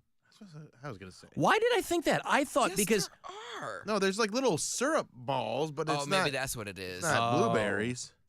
Okay. Because I'm okay. Okay, so it says McDonald's just launched new blueberry McGriddles. So there are some new blueberry pancake McGriddles. Okay. Well, now I want. But I thought now I'm getting a McGriddle this weekend. Yeah, but this article is from 2019. Okay, so now I don't know what to believe. That's what I'm saying. Because initially I was like, oh, God, just pancake and sausage. But then somebody was like, no, they're blueberry pancake. I was like, oh, 2019. I thought it had been around longer than that. Oh, maybe I'll get one of these this weekend. So it's got like that square fake egg and it's got the fake meat. Yeah. Yeah, it's real meat, technically. Is it? I mean, it's meat. Yeah. Yeah, I guess so. It is real meat. Yeah. All right. I think you can get pretty much any sandwich now with the McGriddle bun. I think you can get like the... Could I get a Big Mac with the... Well, any of the breakfast sandwiches. Oh, in the morning, yeah. It's not really... All right. Well, I need to look into that. Because all you hear is people talking about these secret menus that you know the people working there hate to take those orders. Gangbang. Or whatever. Yeah, they're so stupid. But Everybody acts like everyone on staff is trained in these, and I guarantee they don't know what you're talking about either. Absolutely not. But yeah, no, I was gonna say I think I did have a blueberry McGriddle. I thought they were customary. I thought it was like, everyone has one, but apparently not. Will you eat Costco sushi? Because they're rolling that out. You talking to me? Anybody? I don't. The royal you. I probably would. Costco does quality products. I don't think that's going to be gross. They're closing a big loophole over there. So much. I don't need bulk sushi. Yeah. They're closing a loophole at Costco, by the way, too. You have to be a member now to get the snack bar food. Used to be you could walk in there if you said, I'm just going over to get a hot dog. Huh? And do a round and get all the samples? Well, no. Where the hot dog's $1.50, they always crow about that. Used to be you didn't have to. You could just go, I'm going in to get a thing. You got to be a member now to get the hot dogs. But they are going to be opening Kirkland signature sushi counters. Rolls right off the tongue. Sounds really, really authentic. Kirkland sushi, Kirkland-san sushi in a whole bunch of stores. I mean, Heinen's does right across the street here. They do like half-price sushi on Wednesdays or whatever. But I wouldn't recommend half-priced sushi because obviously that's any restaurant, that's the stuff they're trying to get out the door. But Costco sushi is going to be rolling out in 2024 and 2025. I'm not a sushi regular. I love sushi. I can eat it all the time. Like when someone wants to take me out for sushi, I'm like, wow. When they say take me out for sushi, I automatically assume that they have it all the time and they want me to enjoy it as much as they do. So that I'm like, okay, I'll go along to get along. But I don't really I barely eat fish as it is, let alone you get a raw California. Fish. I mean, my thought on sushi, it was okay. My thought on sushi is like, you can tailor it to whatever you do or don't like. Yeah. You could get vegetables. So you don't have to have fish in I think there. that's exactly what I had. I think I had a California roll or something like that. I love it. And me too. It ain't I'm cheap. so hungry right now. I ate real early today at like 10:30 or something. And so I haven't eaten today. I'm looking forward to it tonight. What are you going to have? Sushi? I don't know. It's probably going to be up to the wife and child, but sushi sounds good. Except the thing with sushi is you got to plan ahead, right? You don't, at least where we get it from Ohashi in North Olmsted, which is awesome. Mm-hmm. But you got to call, and then it's 45 minutes, and then so it's a whole thing. It takes a while, yeah. Yeah, it's not really a Friday night thing. It's more of like maybe a weekend thing. But this is a weekend. Almost. Yeah. It's almost a weekend. It's a weekend thing. It's the weekend. Yeah, that's true. You should have Gwen order it right now. And be like, ladies and pick gentlemen, the weekend. By the way, Bulk Sushi is opening that fish show this summer, I'm being told. The secret menus are a menus to society. Where's that? Somebody texted me that. But what does that mean? Pound cake? You know what's happening. I don't remember. Don't play it off like you don't know what's happening. I don't remember nothing. This guy doesn't remember nothing. Shut up, pound cake. The standard McGriddle is maple flavored. See, I'm thinking of like syrup. Right. Got the little syrup balls in it. Yep. And by the way, a lot of people don't know it because they think it's a play on the actual way that they make it, but it's actually named after former NBA star Tracy McGriddle. Ugh. Oh, man. You know, we could start the weekend right now. Dude, I'm ready. Oh, okay.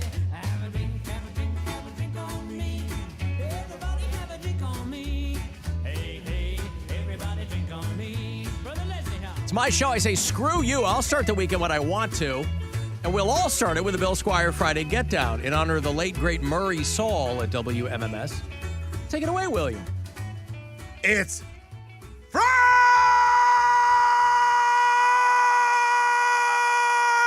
You got to get down on Friday. This one for Brandon and Willoughby. He asked for an extra special get down, So he's getting one because his last name is Dowhan, which almost sounds like get down. Close enough. Be Dowhan. Be Dowhan. It's Friday! What? I don't know. What's his name? Brandon Dowhan. Dowhan? Yeah. He gets a Dowhan. Get Dowhan. Get Dowhan. You got to meet a guy named Freddie. You can go, it's Freddie! Yeah. Oh, man. There you go, buddy. I like the new era of custom get-downs. Hey, he saw me last night at the porch. I also am still fighting the cough, so it was not easy to do that one. Right, okay. All right, Friday. That's weekend. It's underway. All right, there you go. The Bill Squire Friday Get Down is brought to you by a guy named Brandon out in Willoughby. And we'll take a break here. Want to get the last word in? Send me a text. 35192. No Cavs basketball tonight, so you'll get the Corey Roddick experience in full coming up. It's the Alan Cox Show. On our free iHeartRadio app and your favorite smart device. Just tell it to play the Alan Cox Show On iHeartRadio.